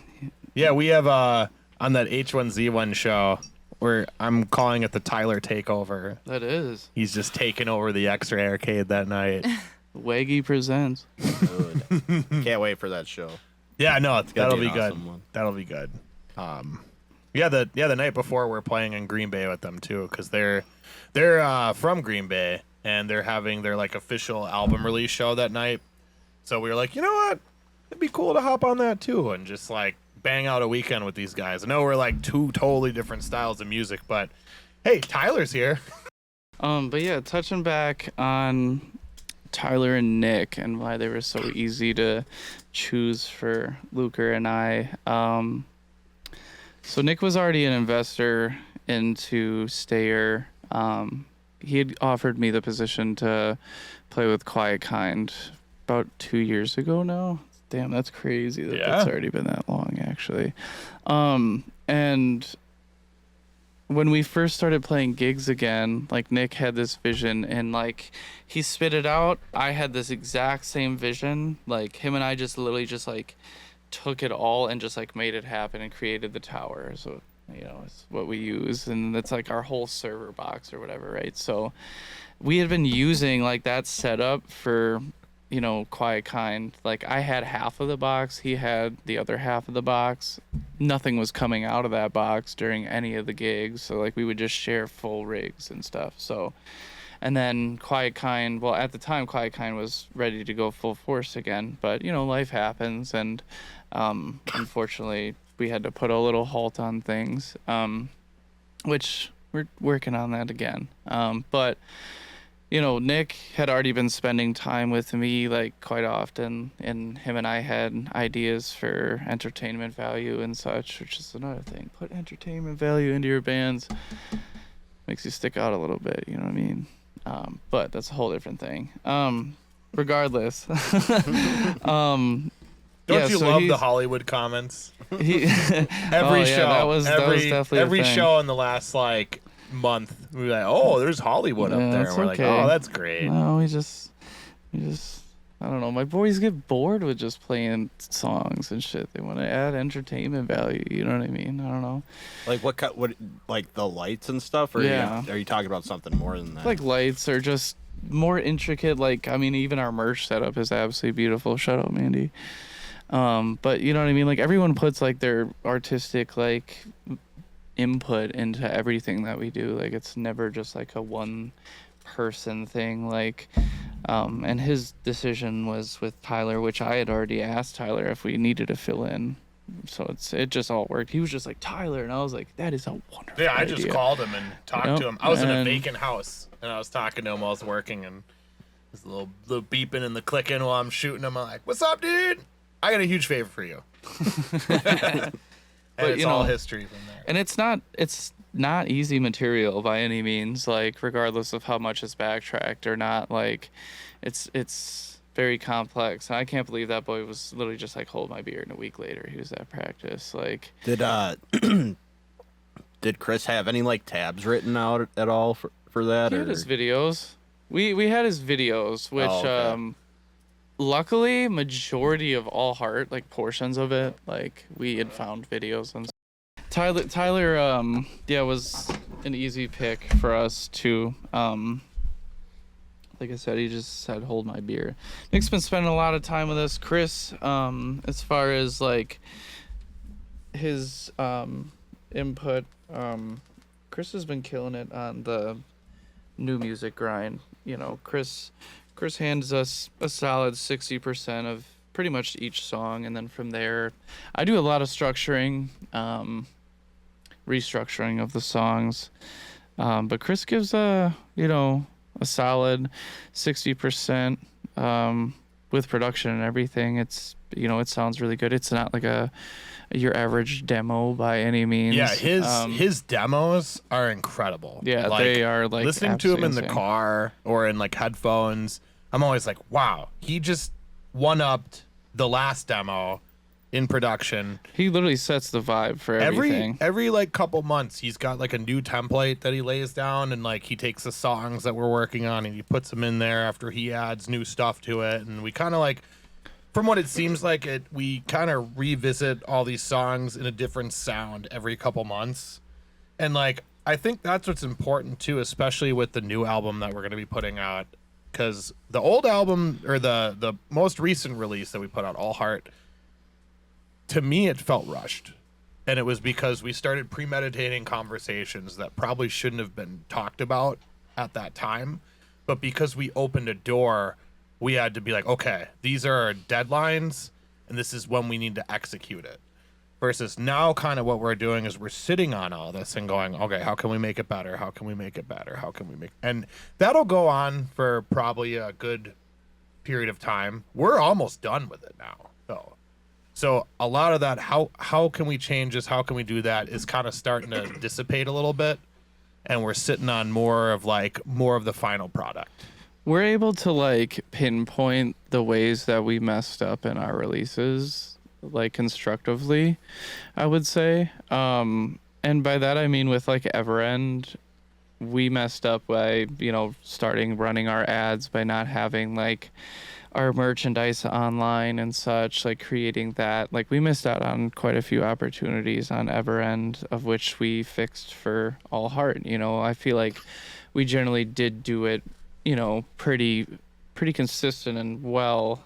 Get it for me, buddy. Yeah, that's my dog right there.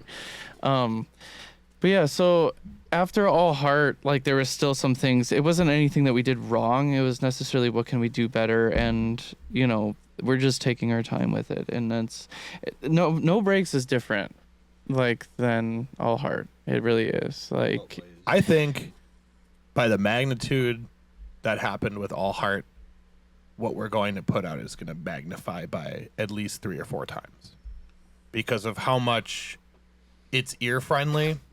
Every song is consistent, and it sounds like something that I've always wanted to put out. More so than like, all right, we got to get it done. We got to put this stuff out. We got to do this. Like, we actually just started talking about, when we get close to the finish line here, renting out an Airbnb for like a week. Just to finish her off. Doing kind of like the dark deeds, RV days. I mean, we've listened to other bands do it, and we're like, all right, let's try this. Yeah, I think, exactly. I think that's kind of what we're going to try and do. That sucks that you had that experience with All Heart, because like obviously I was on the opposite end where I was on the creating. Like I had rewritten my portions like 8 or 9 different times, like, Yeah. and when I finally put it down, like that's when like you were still, at a certain point. I know that you probably felt like, most of our deadlines are goals. Can we just start there? Yeah. Like, it's never like this has to be done by this time. And That's stressful. It's stressful Yeah. when you're actually given a deadline, but like it's flexible. I would say Everend's deadlines changed 5-6 different times because of COVID, and we came out, I guess, during the perfect time. But that's kind of why we waited. Like Everend had been done, and then, but Everend we were definitely pushing. I mean, Chris has like over 100 Stayer songs that he's just sitting on, whether it's ideas or songs. Shout out Better Demo, you know what I'm saying? He also does sell some too, so that's a thing too as well. But like when we first came into Everend, like all of us were just given like, hey, can y'all like, I think Chris was just like, pick like a song or two that you guys are really vibing with, and like let's work on them, and that's kind of what we did.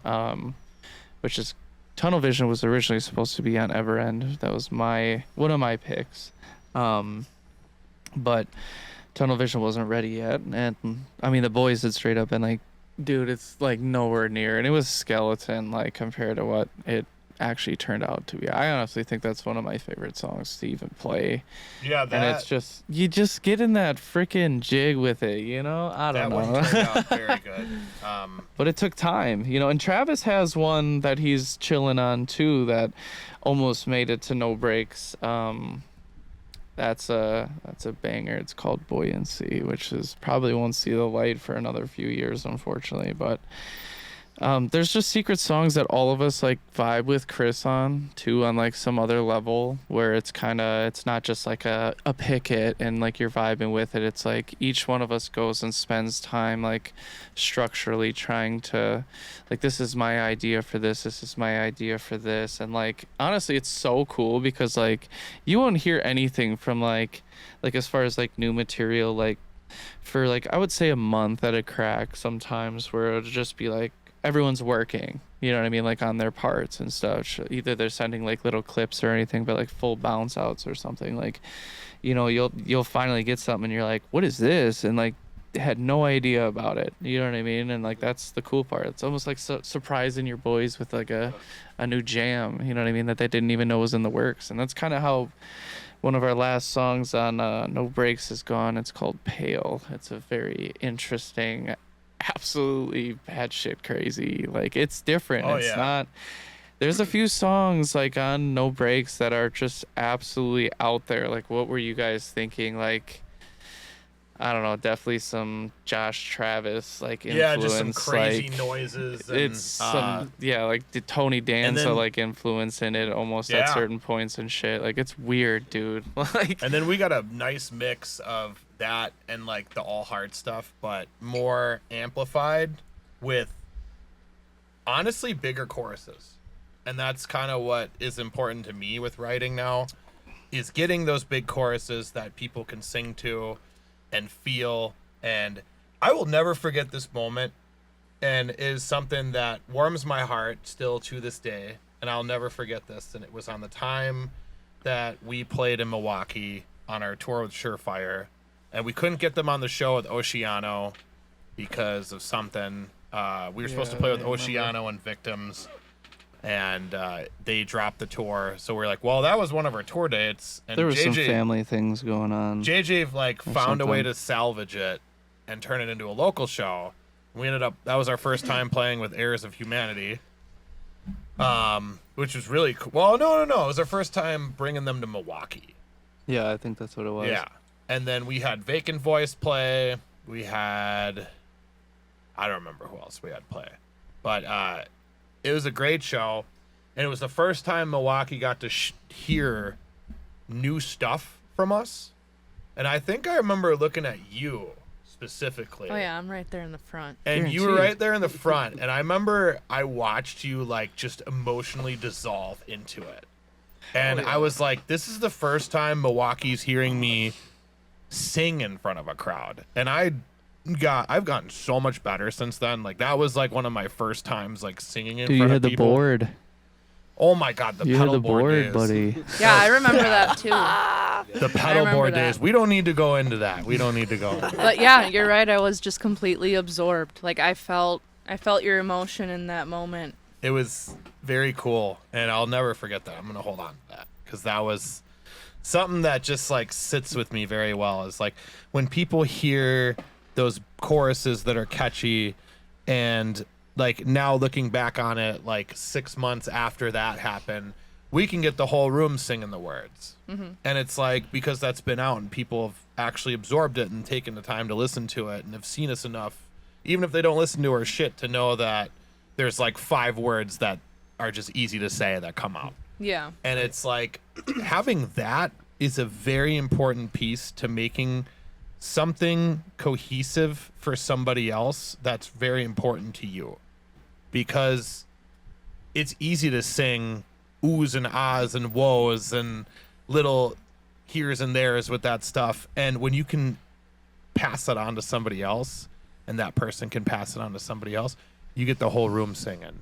And that's what one of my big goals was moving forward with Stare, was to create those songs to make the crowd more engaged with it instead of just standing there with their arms crossed. Make you feel something. You know what I'm Make you saying? feel something. Yeah. I feel like that's the to a T, like chaos, empathy, evolve, but like just make you want to feel something. You know what I mean? And like, don't get me wrong, with no breaks, like it's different, but there's still that in it. You know what I mean? So I don't know. I feel like that's definitely should be super key. It's not completely different. Like there's definitely some heavier, all hard vibe on it for sure.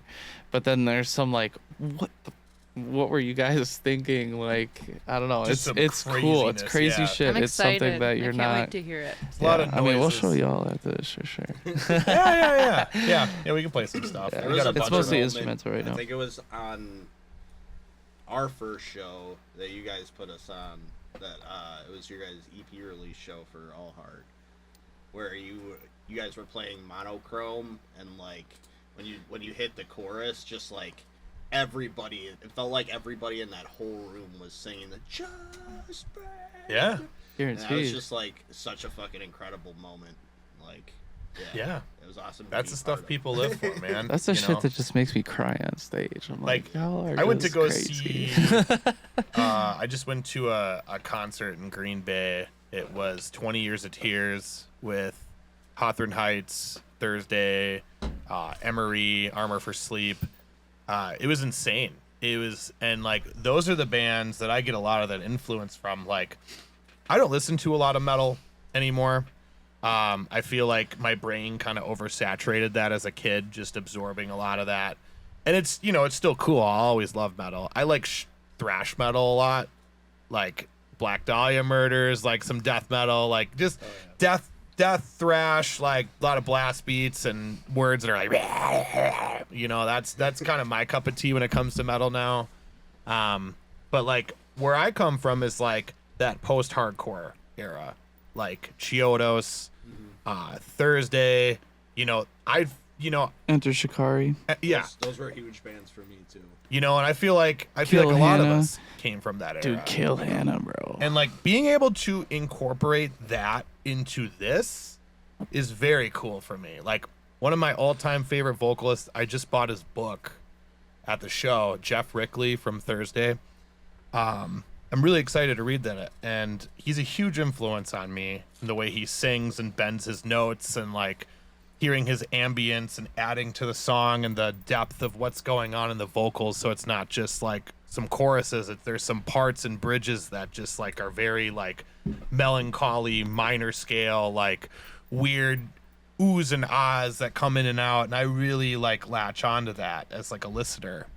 And when bands do that, when I was younger, I was like, that's the shit right there. That is what is up. And I always latched onto them. And I can put that into this music because it needs it. It needs that weird bend, those notes that people can sing on to, the weird dismal chords of my vocals that fit with the weird melodic chords that are going on with what everybody else is playing. I think that's so cool when bands do that stuff, and I'm so happy I finally have a band that I can put that into. You know, shout out Luke, because after Everend, he doesn't really talk about this a lot. Not that it, in my opinion, ever needed it, but it helped him a lot with other, like, even song structuring. It's like he actually took lessons and such. Like, you know, whatever. Like, I mean, I'm self-taught, but I know that if I found an artist that I would be like, hey, I can take influence from or take like any sort of classes, like I would definitely take it. But he took the initiative and actually took it upon himself, because it's, I don't know, I feel like nobody would tell Luke in the Milwaukee scene, like, hey, buddy, you need to take some freaking vocal lessons or something, you know what I mean? But he took it upon himself, which takes a lot to do. And I think that also helped you with structuring, with, you know, your overall tone. And like your tone has changed so much, and I can tell like it feels a lot better, even though it's not as heavy as per se it used to be, you know what I mean? Like I can tell you're using different like techniques nowadays that are like genuinely, like this dude after 16 days on the road, he's like, I could do another 16, and I was like, that's my dog. Yeah. it was You very know? rewarding. But like being a vocalist, ripping 16 days like back to back, like I don't know. Even when I was in like Narrow Hearts and like Tyler Troken, shout out Tyler Troken, like he was amazing. Like we'd be out for like 3.5 months, and he would be fine, still talking like normal. You know what I mean? Like not saving his voice or whatever because he threw it out or something. But like I mean, you're probably the only other person that really has been able to do something like that, and it's very impressive, man. And yeah, I'm just excited to see, because I haven't really even heard his like no break stuff. Like I've heard I'm waiting maybe on it. 20% of it. Holding on to it. I'm holding He's on to it gatekeeping it, because I don't want to do these early in incubation stage and then have to redo all the songs again to make it consistent. So what I'm doing is, we've already been playing some of the songs here and there, just kind of discreetly. No one just knows what's on it. So like the guys have heard one or two of them already, and then like, I mean, I demo them, but that's not final product, and I'm not going to keep it like that. So I already know. I go over these songs religiously in my car when I'm on long drives, and you know, not do them out loud, but in my head, and I voice it out, and then I still keep working on them. So like, you know, I got a lot in the tank right now that's just waiting to be put on a paper. And now I'm at a point in my year finally where I can sit down and make time for it, because it's been a mess this year with real estate. The market's been insane, dude. My company had $100,000 month in July between 8 photographers. Shout out Shutter Zone. Wow. Shout out Shutter Zone Media. Casey and Paige. Casey and Paige. Those are my dogs. Yeah. So I wanted to ask you what your guys' take on the trajectory of the Milwaukee scene, like over the past couple of years, like what your take on that is, because I feel like there's been like a huge, like, I don't know what it is. There's something in the air. I don't know if it's like after COVID, we just like kind of all came together. But growing up in the scene, like I felt like there was just not that like support base, not that like, I don't even know. Like the bigger bands kind of like shat on the smaller bands in a way. And like as we like get older in the scene, like I've noticed that like everybody's kind of lifting each other up. And I feel like you guys are like at the forefront of that kind of. That's a very good topic, and I'm glad you brought that up, because that's something I've always noticed too. Just growing up, I wouldn't like, trade it for anything. You know what I mean, 10 years ago was cool. Don't get me wrong, you know. And 5 years before that, you had Misery Signals. You had, you know, all these like older ass bands that were around when like Andy Parman was a teenager, and like, you know, shout out X-Ray Arcade, like, you know. All them old heads, you know, we just played with Dead to Fall.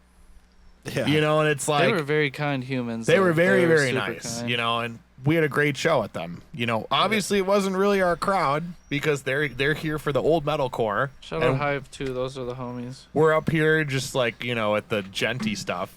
And that's and you know, and that's cool. Like we still fit. You know, I feel like we fit on a lot of different bills. I wouldn't even call it gent, but I don't know. What did I they don't call know. us over in the UK? They call us vibe core. Vibecore. Vibecore. Yeah, that's what they said. Vibe Club, Mike? Oh, Vibecore. Yeah. That's cool. Um, I don't know. but- It's different. Back in the day, it was totally different, and I feel like a lot of people had this ego that they carried. And if you didn't hang out with certain people in the music scene, or you were a new band, like you just weren't shit. And it was just like, I never really fell on that bandwagon. You know, I kind of was like one of those bands that people treated like that until I got a little bit older, and then some of those old heads started playing music with me.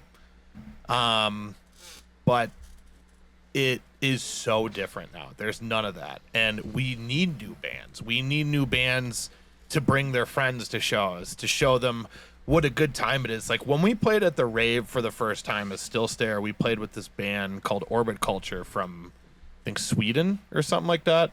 And it was at the rave bar stage, sold out. And there was a group of like 70 kids that came to the show. Like that, they're just a big friend group. And one of them was wearing like a parking cone. And he cut Coney holes in gang. it with arms The and Coney eyes. gang, dude. And like his whole thing was That's the like jumping thing. up and crowd surfing with the cone, and you know, just Dude, they're like 80 people deep in their group. Like it's actually Damn. very impressive, and they go to like every single show. I used to have it or whatever. I'd be So- a part of their group. so but they saw us at Orbit Culture, and then they all bought merch, and then they all came to our shows from then on. they're for just the most part. freaking like awesome human beings. that Not just all like literally 70 just of love, them, but They'll like go to any gig. there's a couple of those Like, it's guys not that'll just come to metal. every single show of ours. There's a couple of those guys that'll come to every single local show at the X-Ray Arcade now, and like we opened up that portal for them to be like, this is here, this is happening. Come to these things, because the more people that come, the better of a time it is. The more people you meet. Yeah. And I feel like it's a lot easier to meet people nowadays than it was back then, just like you were saying, because we're not battling egos here. We're just trying to have a good time. Mm-hmm. You know, Exactly. and I think that's the most important part about playing music. And you Yeah, know, it's I- not just us either. It's not just the metalcore community, I guess, if you want to call it that, or the metal community or thrash community or whatever. Like the hardcore community is booming too. You know, like they're bringing out people at every single gig. You know, like Yeah. so. I mean, it's just people are coming. They're enjoying music a lot more. I could say maybe it was something that had to do with COVID, where it's like people were just so bored. But it's maybe they, you know how like the market just like fluctuates just so much. Like things change so much. So I think just people just give a shit about music again and art that's Yeah. behind it. You know what I mean? And honestly, I think COVID had a huge impact on where that. it's just kind of like people sat there and they were like enjoying certain pieces of art that they maybe couldn't have, you know, during if that didn't happen, you know what I mean? Like obviously, you know, the whole thing is I don't want to talk too much about COVID or anything like that, but like I would say it definitely had some sort of influence. Nothing crazy by any means, but people care about music and art again, and that's beautiful because you know, you see a lot of artists do very well like across seas and such because that's a big thing over there, you know, art and music and art of all kinds, you know, like even like paintings and such, you know, of you know, art of any sort, drawings, all that stuff. It's taken a lot more seriously, I feel like, in other regions of the world. And I'm just happy to see that like the US kind of is starting to pick up on that again. I don't know if you guys have ever been to like Omaha, Nebraska or something, but like that place is actually beautiful as hell. The whole city's just full of art and beautiful glass work, and like that's the stuff that like, you know, we don't really have like say in Milwaukee, you know what I mean? Like we don't have these huge storefronts of like, you know, all that art stuff because everything's expensive, of course, but Yeah. you know, like you don't have that outlet, you know. All these artists are in these basements like wondering if they should release this product or something, or you know, obviously social anxiety and being a little chicken about it, you know, you have to take your risk, you know, about releasing something and you want to do it right, but you know, I feel like people are just caring about stuff a little bit more. That's another thing too about like Milwaukee and their shows, and like just by like we've actually played in Chicago more this year than we've played in Milwaukee. That was a goal of ours this year too. Yeah. And we hit it. So Yeah. that's super sick. Like but what I've learned from playing in Chicago a lot this year too is, so you got in music, you got your A markets and your B markets, and Chicago's an A market because it's 3 times the size of Milwaukee. Milwaukee's always going to be a B market, and that's why a lot of tour packages skip over, is because they don't know how the attendance is going to be. Versus them putting on a show in Chicago and just, 10 times the amount of people come out to that. Right. But what's hard about Chicago, from what I've heard from multiple local bands that we've played with, is there's so much going on in Chicago in the same day. And that's what's hard, is like there's multiple shows going on every day in every venue around the city. Right. So it's like if you put a local show on, it's hard to get a crowd out. You got Anthony Green playing a solo set up at Cobra Lounge, and then you got like Tesseract and like whoever else is playing at some other venue, like, 30 minutes outside the city. And then you got some other like DJ EDM show like up the street. Like it's just hard. In Milwaukee, there's maybe, outside of our genre, there's probably tons of shows going on at the same time. But like when you have metal shows in Milwaukee, they're kind of like 1 or 2 shows at the same time, Yeah. versus like dozens of shows happening at the same time that fall in the same category. I actually recently have been like working on booking my first show at X-Ray, and that was something that I had to like kind of look out for, just to see if there was any bands playing on that same date, and luckily there aren't. So And that's the thing, dude. Book your own shows, especially for your release date. Book your show. You know what I mean? Have your help from old boy JJ for sure, but. oh yeah. And don't be afraid to take if it's your release date and everyone's getting paid right and everyone's getting paid their agreed amount, don't be afraid to take your pot for your release too. You know what I'm saying? So I've tried to teach this to so many like people in Milwaukee. Like, I'm not gonna like name names of certain bands and whatnot, but I've definitely given like the same advice: book your own show. Like, wait for your opportunities to open for other things for sure, you know what I mean, and harass people with emails or whatever that you have to do to get on the gig. That's usually what it takes, to be honest, to get on the rave gigs. Yeah, you just gotta log up. And that's literally it, guys. Like, we don't have any like super plug. It's literally just you're just harassing them, like, and finally they're gonna be like, you fit on this, okay, you're on. They're our either gonna list. tell you no, or they're gonna put you on their or list. they're gonna put you on. Yeah. So, and other than that, it's like, fuck, I forgot what I was saying. Shit. Book your own shows. Yes, book your own shows and take your pot when it's deserved.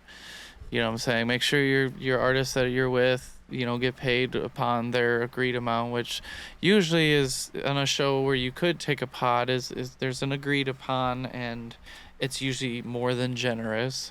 I'm not going to say exact numbers or anything, but usually it's more than generous of what you get paid from your average gig. And, Yeah. you also take the risk, though. Think about it. You take about a $1,300 risk the second that you book that show, because you have to guarantee that those bands are getting paid before you do. So, and whether it's out of your pocket or not, you still got to make sure that those bands are getting paid. It doesn't matter if you're playing and the gig doesn't do that well or not. If there's an agreed upon amount, that's either coming out of my pocket or it's coming off of the front of house. Like, you got to make it right with the other artists, because you want them to be able to work with you again. Like, you don't want to have that story where, oh, you got shafted on $50 or some shit. You know what I mean? Like, that, unfortunately, like, that's a thing. And That's another big thing too that I would stress to every band, is agree upon a price before you just commit to playing. If you're brand new, play all the shows that you can. Give that about a year. Let it kind of do its course so people hear about you. And then after about your second year, start requiring that people pay you to play, because you don't need to play for exposure at that point. People know who you are. And especially with the gigs that come through Milwaukee when they do too, it's like there's so much opportunity for all these artists to be heard from all these people, that are coming out. So, and there's a way to make money on it too. You know, I mean, it doesn't have to be much. Like I said earlier, cover bands make $2,000. That's astronomically absurd to me. But you know what? That's good for them. We're lucky if we make $200. You know what I'm saying? So it's like, set your price. It depends because if we're talking home, you know, we do very well in Milwaukee, and like we're starting to do very well in Illinois, and we're starting to do very well in Minnesota. I would say that it probably goes up from average. I guess you're talking about guarantee, right? Yeah, I'm talking about guarantee versus you being a national touring act that's gonna pull, you know, 800 people into a venue versus you being a cover band where people walk in and just see you're covering Kansas for the 10 millionth time. Yeah, we also have like tiers for our band too, because it's like if we're bringing like full light production and all that stuff and really making for the night, and we're headlining but we're playing somebody else's gig, our guarantees are going to be much different than just throwing us on the middle of a bill. You know what I mean? Mm-hmm. So that's another thing too. You know, because at the end of the day, depending on the promoter, most promoters kind of just take their own pot and don't say a whole lot. There are some really good promoters that'll be like, all right, that's actually going to, you know, the bands and such like that, and they're not making anything off of it. But, at the end of the day, if they're taking a risk, whoever's taking the risk should get at least something for it. Mm-hmm. You know what I mean? And if you guys are booking your own show and taking the risk, don't be afraid to take the pot at the end of the night. And that's how you get good and like for your next production, you know, you'd say you need money, like it ain't cheap to record or like mix and master, you know.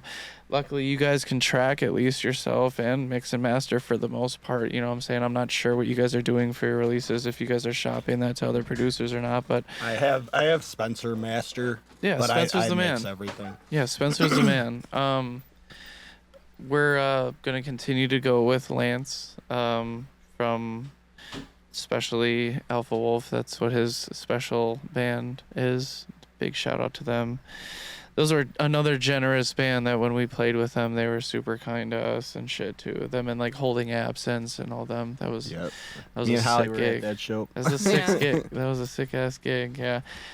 Miramar is always so weird though. You know what I mean? Because it's like they don't do metal, so it's like you almost have to like really bring your own sound guy. I feel like not any like bashing. It's just that's not something they're used to mixing is metal. So when you get stuck with the house guy, you might have a doofy kick or something. You know what I mean? Like, but and that's another thing that like Stayer is like invested in is just like our own sound guy and stuff. Like, I don't know, create that funnel of money so that you can do the cool things that you want to do. We've definitely been looking into having our own sound guy because we've had a couple nightmare gigs where you're just like, God sound. damn it, I know I didn't sound that crazy.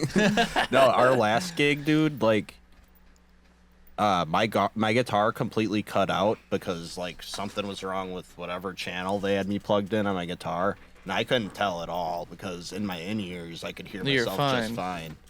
And I was just shredding away the whole set, and then after everybody told me I didn't hear you at all. Homeboy had a bad XLR or something, but and like you go to venues where you don't need that. Like shout out like the Annex. Like the Annex has got one of the greatest sound guys in my opinion. Like oh yeah, he's awesome. Yeah, he's awesome.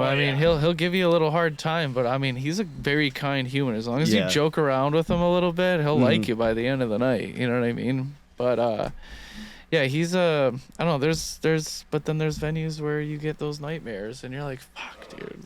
Like, oh man, yeah. When we played in Louisville at that one venue, guy made your kick drum sound like Donkey Konga, and we were telling him to dip frequencies, and he's like, "I don't do that."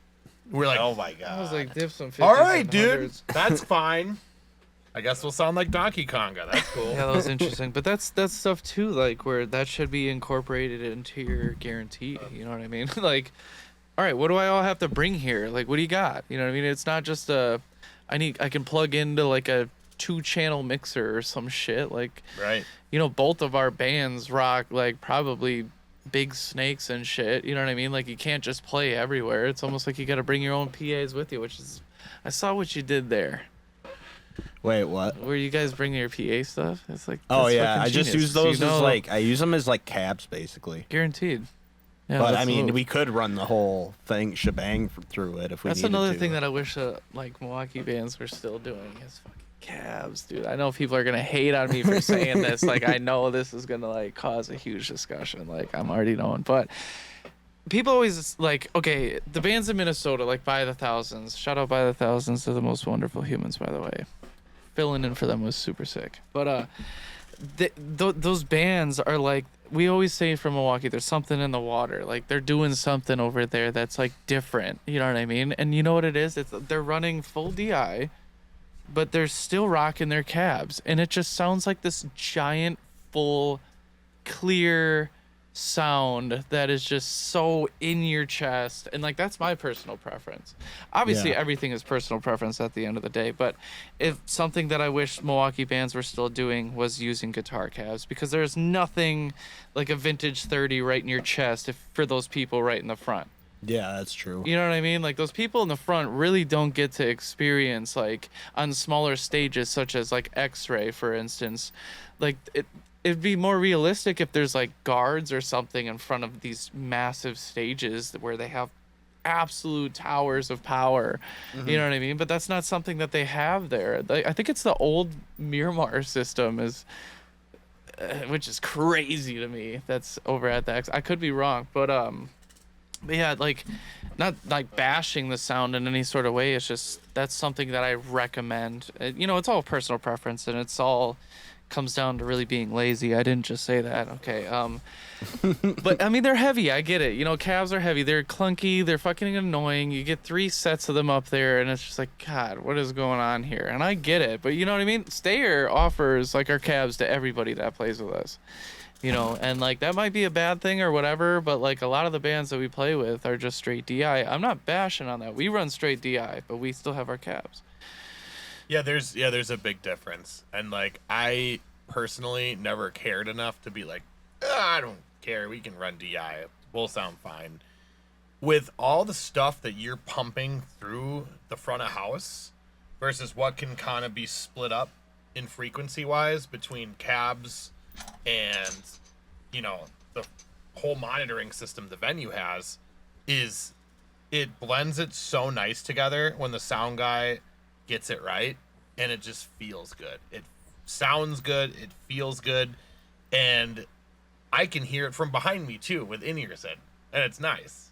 You know? Yeah. So it's like, I would personally recommend that to everybody too. I know it's annoying, but I think cabs are the way to go for sure too. Oh, guaranteed. I mean, DI for sure. Go DI if you gotta. You're gonna get that clear signal all day ripping through. Don't rely on the sound guy for miking up your cab. I feel like that's the best of both worlds there. You know what I mean? Yeah. Where it's like, because a lot of people that do DI, I don't want to give like the, you know, sound guy that much, like, I guess, control over certain things, where I would like my standard frequency, all they got to do is just, you know, level me out and call it a day on it. That's sick. I'm all for that too, but what about those people in the front, or even like just your overall stage like sound? Like, I don't know. I feel like that's very important too, rather than just, you know, ripping through the PA, calling it a day because it's easier for you guys. You know, I feel like that's part of the fun, is like getting with your boys, fucking decaying in the van, loading up the gear, fucking spending the whole day together, making those memories and stories that we said were priceless. You know, I don't know, I couldn't imagine without it. That's why I love opening. I love opening or headlining, because we have enough time to check out our shit, so it doesn't malfunction in the middle of the show and then cause everybody else like a 30-minute turnover kind of thing. Yeah. And we're pretty good about it, you know, like, obviously we have a lot of fixtures now. We have like, we got a lot of stuff going on. We got like 8 fixtures of lights. We got like, and we, even if we're in the middle of like a set, we gotten it down to a T. Yeah, over the last like 2 months, we've played a handful of shows, and I think we finally have it down to a science, which is good, because, you know, we just started getting all the stuff and then starting to just figure it out on our own, like all the middying, all the DMX lights, all the, you know, but the other part of that is setting all of that up. And with making the it show. so where it's convenient for yourself and others, most Yeah, so- importantly. I'm not against having a house kit because that's happened to me before. Like during the That's Alpha fine, Wolf yeah. gig, that's fine. You know what I mean? Like if you have a kit for me to play, I'll just bring all my other shit. Like it's whatever. But like if we haul everything down there and like the motive is like everyone's switching out or whatever, you know what I'm saying? It takes an extra 5 minutes. Plus the people that are hanging out at the venue are gonna help somebody. You know what I Yeah. mean? Like it doesn't take much longer to really take a drum No. set down. But I also get the other side of it too, to some certain extent, because people just want to set up their shit and they just want to get off and just get on and rip their stuff. You know what I mean? Like they don't want to touch it again or reset it up. I get that too. You know what I mean? Like it sucks for other artists, and I feel like it's not like per se like disrespectful. It's just like hey, we're all here to kind of work together. How can we rock the stage and full everybody, right? I feel like that's the way that like Stayer walks into even like headlining gigs. You know what I'm saying? Yeah. Like, yeah, we still have our cabs up there, but like we offer them to people. You know what I mean? Like, hey, like if you want to put your cabs up, that's totally cool too. If you need us to move anything, we're like Yep. super okay with that as well. Every time. But I mean, if we have a choice, we're not leaving any sort of drum set up on stage. Just that takes 5 minutes. Right. Yeah. You know, And like it really does. It's yeah, it isn't disrespectful. It definitely moves the night along. But that's more, I feel like, reserved for bigger venues, like the rave where they throw the cloth over the drum set and it's a big thing where whoever's on's next, you know? That's cool. Yeah, if That's it's a big fun. enough stage and they can shift it right and it's making time, like it makes sense. And it's actually better to not have the drum set in the center stage because you get a lot of bleed out in some of those live mics and such. So actually putting the drums on their own on the side stage is actually a better spot. Isn't And- that where you played for that? Yeah, for the Ginger gig, yeah. Yeah. I didn't have a choice, but I ran with it, and I'm glad I did because I learned something that day. You know what I mean? And that's a thing too. It's like when you get to gigs and you're like, you have a specific like outlook of how you have to set things up and shit. Like, there's a lot of times where we have to have things a certain way. We do. Like, our cabs need to be in a line just for us to even rock our lights. Like, it has to be in line. But the drum set can go anywhere, really. Like, I'm pretty open to that idea. We had so we just played with Johnny Craig like 2 weeks ago. That's fucking epic. Yeah, that was Congrats. super cool. That was very nostalgic for me because I grew up with Johnny Craig and the whole Dance Gavin Dance train and all that, and he kept his kit in the middle, whatever. We put his kit side stage, right? Yeah. And it sounded great. It's a little weird at first to kind of accept that that's happening, especially when you get to the venue, but like I think that's actually a really cool spot to have that thing. It's not a bad spot at all. No. And the bleed is like so much less, like it's actually the ideal spot. And on bigger stages and such, they do that. Like their entire production crew is almost in the back, like off to the side. It's not in center stage, anywhere near the artist that's actually playing, usually. You know what I mean? And there's a stage big enough. And that's, I think, what you're trying to get at is if there's a stage big enough, it's realistic. But It's like fun. on stages where, X-Ray, setting up 2 drum sets on stage isn't exactly courteous, Yeah, I do enough with the tech stuff. That's nice that, when he talks to the people. Luke talks to the people, and he talks very well to the people, I feel as though. I mean, this year he's like solely handled all of our booking and done a great job at it. Thank you for taking that. Yeah, over we've been playing because- some really cool shows. We have a show in 2 weeks with Of Mice and Men in McHenry, Illinois. That's going to be a really big show. I'm expecting at least 700-800 people to be there. Fucking Yeah, insane. Yeah, we congrats, got- it's awesome. We're rolling out some new merch for it too, and then the September Milwaukee's gonna get the merch too as well. The new drops. Shout out Ron Topman. He is our full ass designer. If anyone is He's wondering, working with us too. Yeah. then you He's a guys good know what's guy. up. Yeah. And you know what's crazy about him? I gotta shout out this man. Dude, I've had like 5-6 designs in works with him before, and I have finished all of them within 20 messages between dude, like including mine. Like probably 10 messages back and forth total, and 5-6 designs are pumped out, approved, green lit across the boards. I don't know anybody that's doing shit like that. Oh yeah. And like And he's doing shit for like huge acts too. Yes. Yeah. And he Like- throws you on his website, which is super generous. He doesn't tell you that, but check the website. Guaranteed, if you work with him, you're probably on there, which is sick because you're by these big artists, and I don't know, it makes you feel nice. Yeah, he's doing. You're like, he's I made a actually good doing decision our, here, our you know? EP art. Yeah. Nice. So Guaranteed. That's exciting. Yeah, we we gave him like this big, long, descriptive thing, and he's like stoked on it. So. Yeah, guaranteed. You know, you Nice. give them. I I'm excited. love giving them the opportunity for custom designs. Like, we did. One of them was a preemie that he did, but with a little stair rendition with some flowers and stuff. I'll show you guys in a bit. But the other one was a fully custom design, and like I just love giving him that creative outlet. Like, give me like the casual stair with a little bit something different. Here's a few ideas, and then knocks it out the park. It's green across the boards. Like, Yeah, it's, I don't yeah, know, it's dude. very cool that we can just be like, give us the usual. Yeah. And then he just gives us the usual. And like that, and like going back to taking stress off of others. Like, yeah, he can do the graphic design work, but why would you? If you found someone that works with you as a part of your team, you know what I'm saying? Like, Yeah, I think that's one thing that we're starting to find out is that how important like delegating tasks is, because we've experienced a lot of burnout over the past year trying to like keep everything up, but like I think like in the future like we're gonna be looking into like a social media person and stuff like that. yep. Yeah. But If you can't do it, if it exhausts you, hire someone to do it. Mm-hmm. Yeah. Just make sure you hire the right person. You know what I'm saying? I said the next goal that I want for Stayer in the next year is I want to hire somebody who's going to handle our booking and get us shows that have people that are coming to them and bands that we would fit well with. We're really only looking for a booking agent. We do everything That's it. ourselves. We don't mind doing everything else ourselves. No. We're really just looking for a booking agent at this point. And I think And we're ready to go.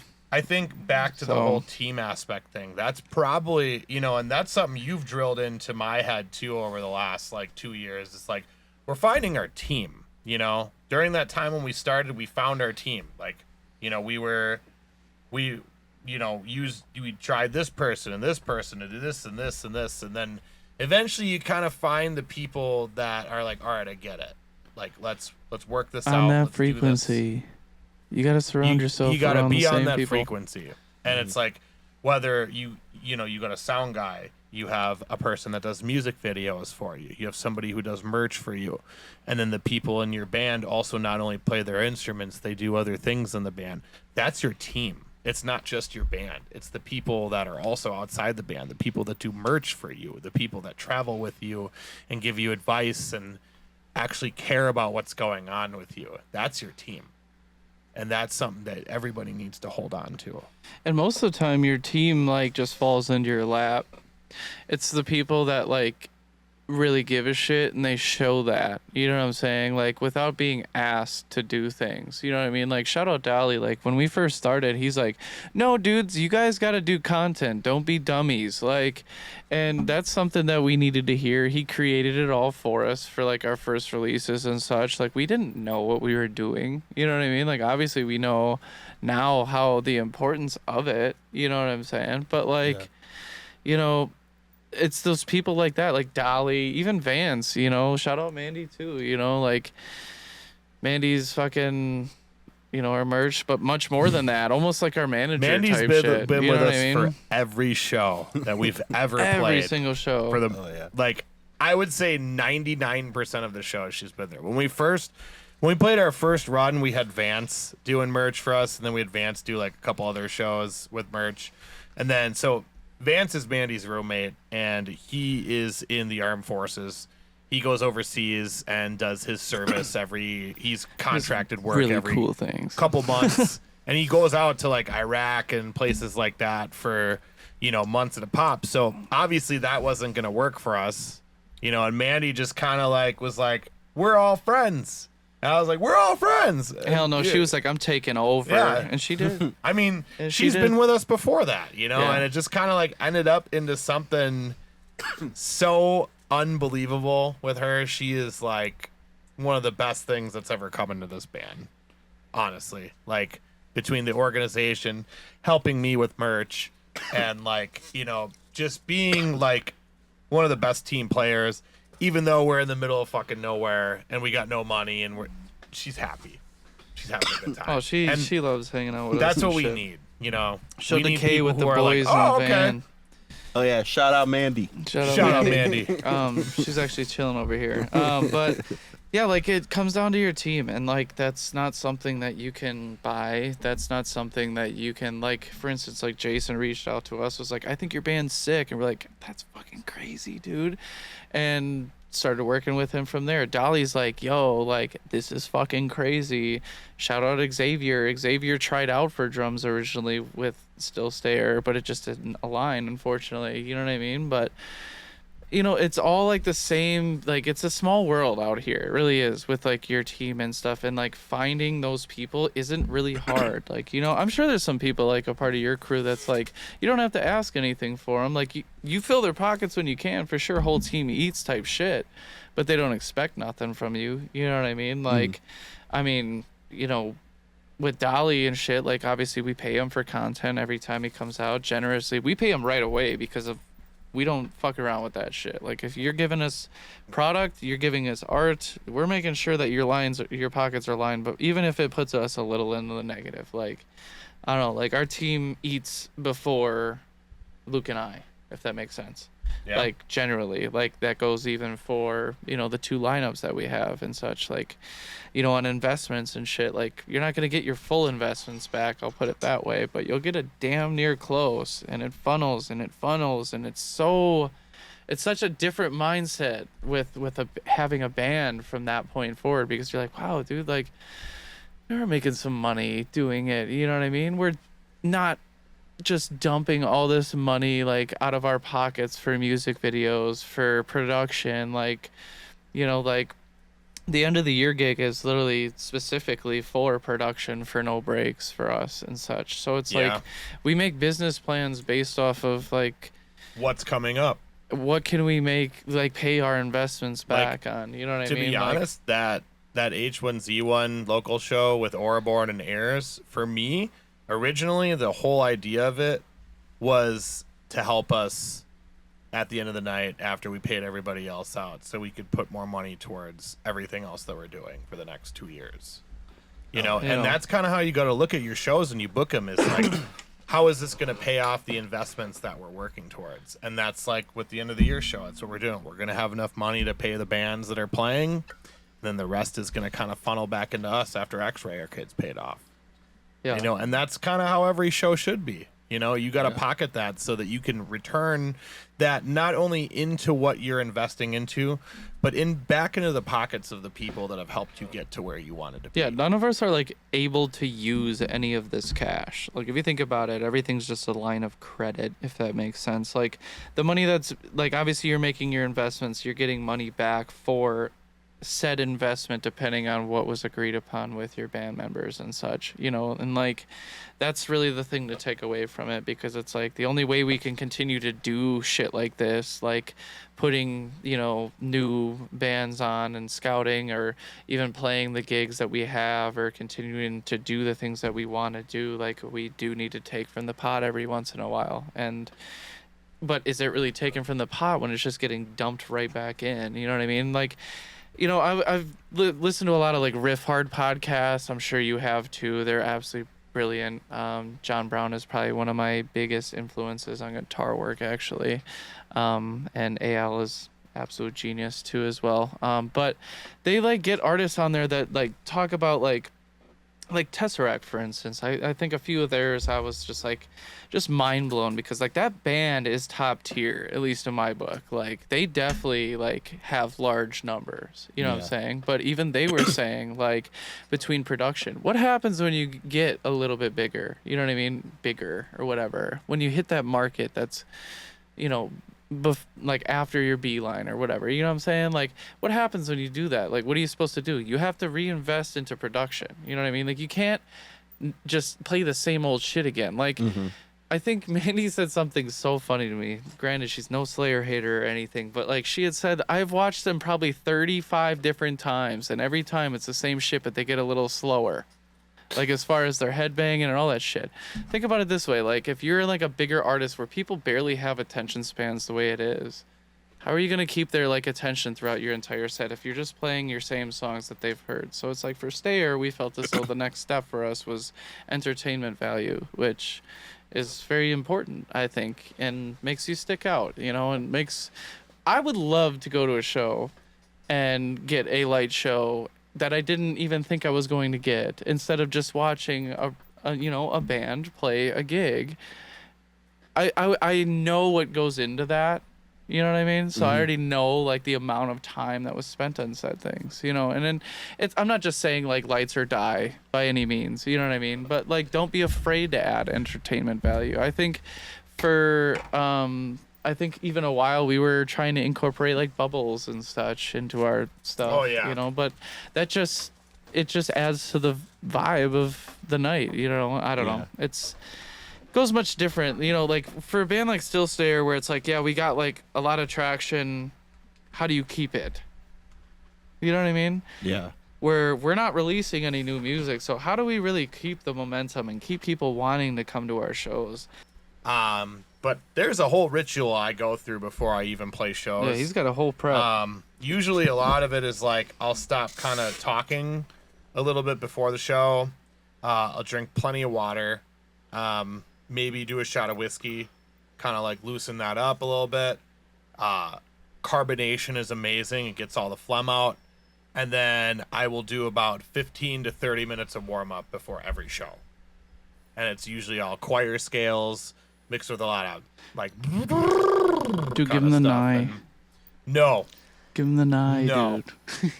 No, that's not happening right now. I'm sorry. Oh, you're good, dude. Yeah, I've watched you, like, you're off on the side. You're, like, stretching out your neck. Yeah, You're Oh, like, yeah, dude, I do that. Yep, the tongue, how far you can put your tongue. Yeah, it's a whole thing. And what sucks is we don't have a crew that puts our shit on stage. So, like, I got to do all that, or at least finish it up, while I'm loading all the stuff on the stage. Yeah. So I'm setting up cabs and I'm like, yeah, oh, and just like walking around doing my thing, like helping him with his drums, doing choir scales and screams, and it's so funny. But hell yeah, guys. I mean, I could legit listen to you guys talk for like hours and hours and hours, because you guys just have so much insight and shit, and it's great. I love talking to you guys. We're at our end though, I bet. Yeah. We're getting cut off. We're coming up on like 3 hours. Yeah. Stop. Stop. I gotta Yeah. pee again too. Oh my god. Okay, it before you literally pee, has let's been- just close what it the up. fuck? So All right. I have one last question to close it up for you All right. guys. So if you could go back and talk to yourself when you were starting out in music and give yourself one piece of advice, what would it be? Don't give up. Because I never did. And I think everybody should never give up. Oh yeah. Chill the fuck out. That too. That's a good one. I feel like a lot of moments passed by that I didn't get to necessarily get to enjoy all the way because I was so focused on what needed to be rather than just what was right in front of me, I guess. And always hold those moments, because you never know when the last one's going to be. Yeah. Because bands come and go, you know, but that's what makes us artists and who we are. And it's a beautiful thing to hold on to, because those are the memories you're going to die with. Hell yeah. Those are great. Can't buy memories, that's for sure. No, you can buy marketing managers and graphic designers. You can do all that, and- but fucking A. But just don't take any shit either. Do your thing and do it proud, and fuck whoever else doesn't agree with you. Guaranteed. Well, fucking A. Hell yeah. Thanks for coming on the show, guys. This was a Absolutely. great thank you. episode. Yeah, thanks for having us. Cool. This has been Midwest Slamcast with Stillstayer, guys. Make sure you subscribe and like the video, share it around. Oh yeah, you gotta Let's see. get this bumping. Stillstayer stickers. Dude, it's so funny. All right, take it easy, everybody. Thank you.